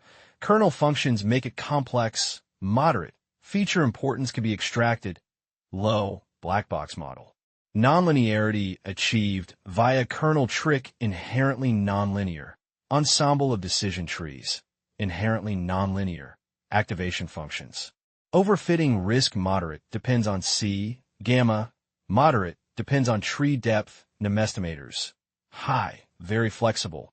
Requires regularization. Computational cost moderate. Scales with data size. Kernel choice. Moderate can be parallelized. High. Especially for deep networks. Backprop. Data scaling highly sensitive. Requires feature scaling. Less sensitive, highly sensitive. Requires feature scaling. Feature interaction implicitly learned via kernels, explicitly learned through tree, splits learned implicitly through network connections. Hyperparameter tuning C, epsilon, kernel, gamma estimators, max depth, min-sam plus split learning rate, layers, neurons, batch size, epochs, activations, optimizers. In the context O, F-pairs, trading spread prediction. SVMs can be effective for finding a nonlinear boundary or regression function, but their performance heavily relies on the choice of kernel and hyperparameters. Random forests are robust, handle nonlinearities well, and are less prone to overfitting than a single decision tree. They provide feature importance, which can be valuable for understanding which features drive spread movements. Neural networks offer the most flexibility in modeling complex, nonlinear relationships. If the underlying spread dynamics are highly intricate and nonlinear, NNs have the potential to capture these better than SVMs or random forests, potentially leading to better predictions. However, this flexibility comes at the cost of higher computational demands, a greater risk of overfitting, and a more extensive hyperparameter tuning process. The observation that neural network might be less overfitting than the random forest model, as per the professor's notes, could be due to several factors. Effective regularization. The NN implementation might have effectively used techniques like early stopping, dropout, or L2 regularization, which were not as rigorously applied or necessary for the random forest. Dataset characteristics. For certain datasets, the inherent complexity or noise level might make random forests more susceptible to memorizing training data, while NNs, if properly constrained, might generalize better. Hyperparameter choice, the specific. Hyperparameters chosen for the random forest might have led to a more overfit model compared to the tuned NN. Ultimately, the best model depends on the specific dataset, the chosen features, and the rigor of the tuning and regularization applied. It's often beneficial to test multiple models and compare their performance not just on statistical metrics, but also on their back-tested trading profitability. Recap: machine learning in pairs trading. Throughout this chapter, we have explored the application of various machine learning algorithms, support vector machines, SVM, for regression, random forest, and neural networks, to the critical task of spread prediction within a pairs trading strategy. The core objective was to predict the future direction and magnitude of the spread between two co-integrated assets, such as the Google, GOG, and Microsoft, MSFT, stock pair, to generate actionable trading signals. The fundamental premise of pairs trading, rooted in mean reversion, dictates that when the spread between two historically correlated assets deviates significantly from its historical mean, it is likely to revert. Our machine learning models were trained to identify patterns in historical data that could forecast such mean reversion, thereby informing entry and exit points for long/short positions on the pair. The disconnect: predictive accuracy versus trading profitability. A crucial insight from our exploration, and a cornerstone lesson for any aspiring quant trader, is the often stark disconnect between a machine learning model's statistical predictive accuracy and its actual profitability when deployed in a live trading strategy. It is tempting to assume that a model with a very low root mean squared error, RMSE, or high R-squared, must inherently lead to a highly profitable trading system. However, as we have seen, this is frequently not the case. Overfitting, the silent profit killer. The primary culprit behind this disconnect is often overfitting. Overfitting occurs when a machine learning model learns the training data, including its noise and idiosyncrasies, too well. Instead of capturing the underlying generalizable patterns, the model essentially memorizes the historical observations. Consider an analogy. Imagine a tailor who is asked to make a suit for one specific person. If the tailor overfits, they might make a suit that fits that one person absolutely perfectly, down to every tiny wrinkle and bulge, learning the noise. However, if that same suit is then given to someone else, even someone with a very similar build, it likely won't fit well at all. The tailor failed to learn the general principles of human anatomy, and instead just memorized one specific instance. In the context of pairs trading and spread prediction, learning noise, an overfit model might pick up on random fluctuations or transient correlations in the historical spread data that are not indicative of true future behavior. Poor generalization. When deployed on unseen, live market data, the overfit model fails to generalize. It generates trading signals based on patterns that simply do not exist in the new market conditions, leading to false positives, entering trades based on non-existent mean reversion signals, whipsaws, rapidly entering and exiting positions due to reacting to noise, incurring transaction costs and losses, missed opportunities, failing to identify legitimate trading opportunities because the model is too focused on historical noise. Even a small prediction error, if it consistently misjudges the timing or direction of the spread's movement, can quickly erode profitability. A model might predict the spread will revert to the mean, but if it predicts it too late, or if the actual reversion is short-lived, the resulting trade might be unprofitable despite the accurate prediction of the mean reversion event itself. This highlights how statistical fit, how well the model's predictions match the actual spread values, can diverge significantly from market fit, how well the model's predictions translate into profitable trading decisions. Distinguishing statistical and financial performance metrics. To truly evaluate a quantitative trading strategy, it is imperative to look beyond traditional machine learning evaluation metrics and focus on those that directly reflect financial performance. Statistical evaluation metrics. Metrics like root mean squared error, RMSE, and mean absolute error, ME, are excellent for assessing the accuracy of a model's predictions. RMSE measures the average magnitude of the errors. It tells us, on average, how far off our predictions are from the actual values. A lower RMSE generally indicates a more accurate predictive model. Download the code on OnePageCode Substack. While a low RMSE is desirable for the predictive component, it does not account for transaction costs, SL, IPage, timing of signals, or the actual profit/loss generated from trades. It's a valuable metric for model development and comparison, but insufficient for strategy evaluation. Financial performance metrics. For quant trading strategies, the ultimate measure of success lies in metrics that quantify actual trading outcomes. These include cumulative return, the total percentage gain or loss over a period. This is the most straightforward measure of profitability. Sharpe ratio measures risk-adjusted return, indicating how much return is generated per unit of risk volatility. Maximum drawdown, the largest peak-to-trough decline in portfolio value, representing the worst-case loss experienced. Win rate, the percentage of profitable trades. Average profit/loss per trade, the average gain or loss across all trades. These metrics directly address the question, did the strategy make money and at what risk? Let's illustrate how cumulative return would be calculated from a series of trade P&Ls, profit and loss. This is a simplified representation, assuming a fixed capital per trade for demonstration purposes. Download the code on OnePageCode Substack. The code snippet series directly shows the growth or decay of the trading capital. This is the ultimate benchmark for a quant trading strategy, not merely how well a model predicted a spread value in isolation. A model might achieve a low RMSE on the GOOG/MSFT spread, but if its signals lead to a cumulative return of 10%, it is a failed strategy. Conversely, a model with a slightly higher RMSE, but which consistently generates timely and directionally correct signals resulting in a plus 20% cumulative return, is a success.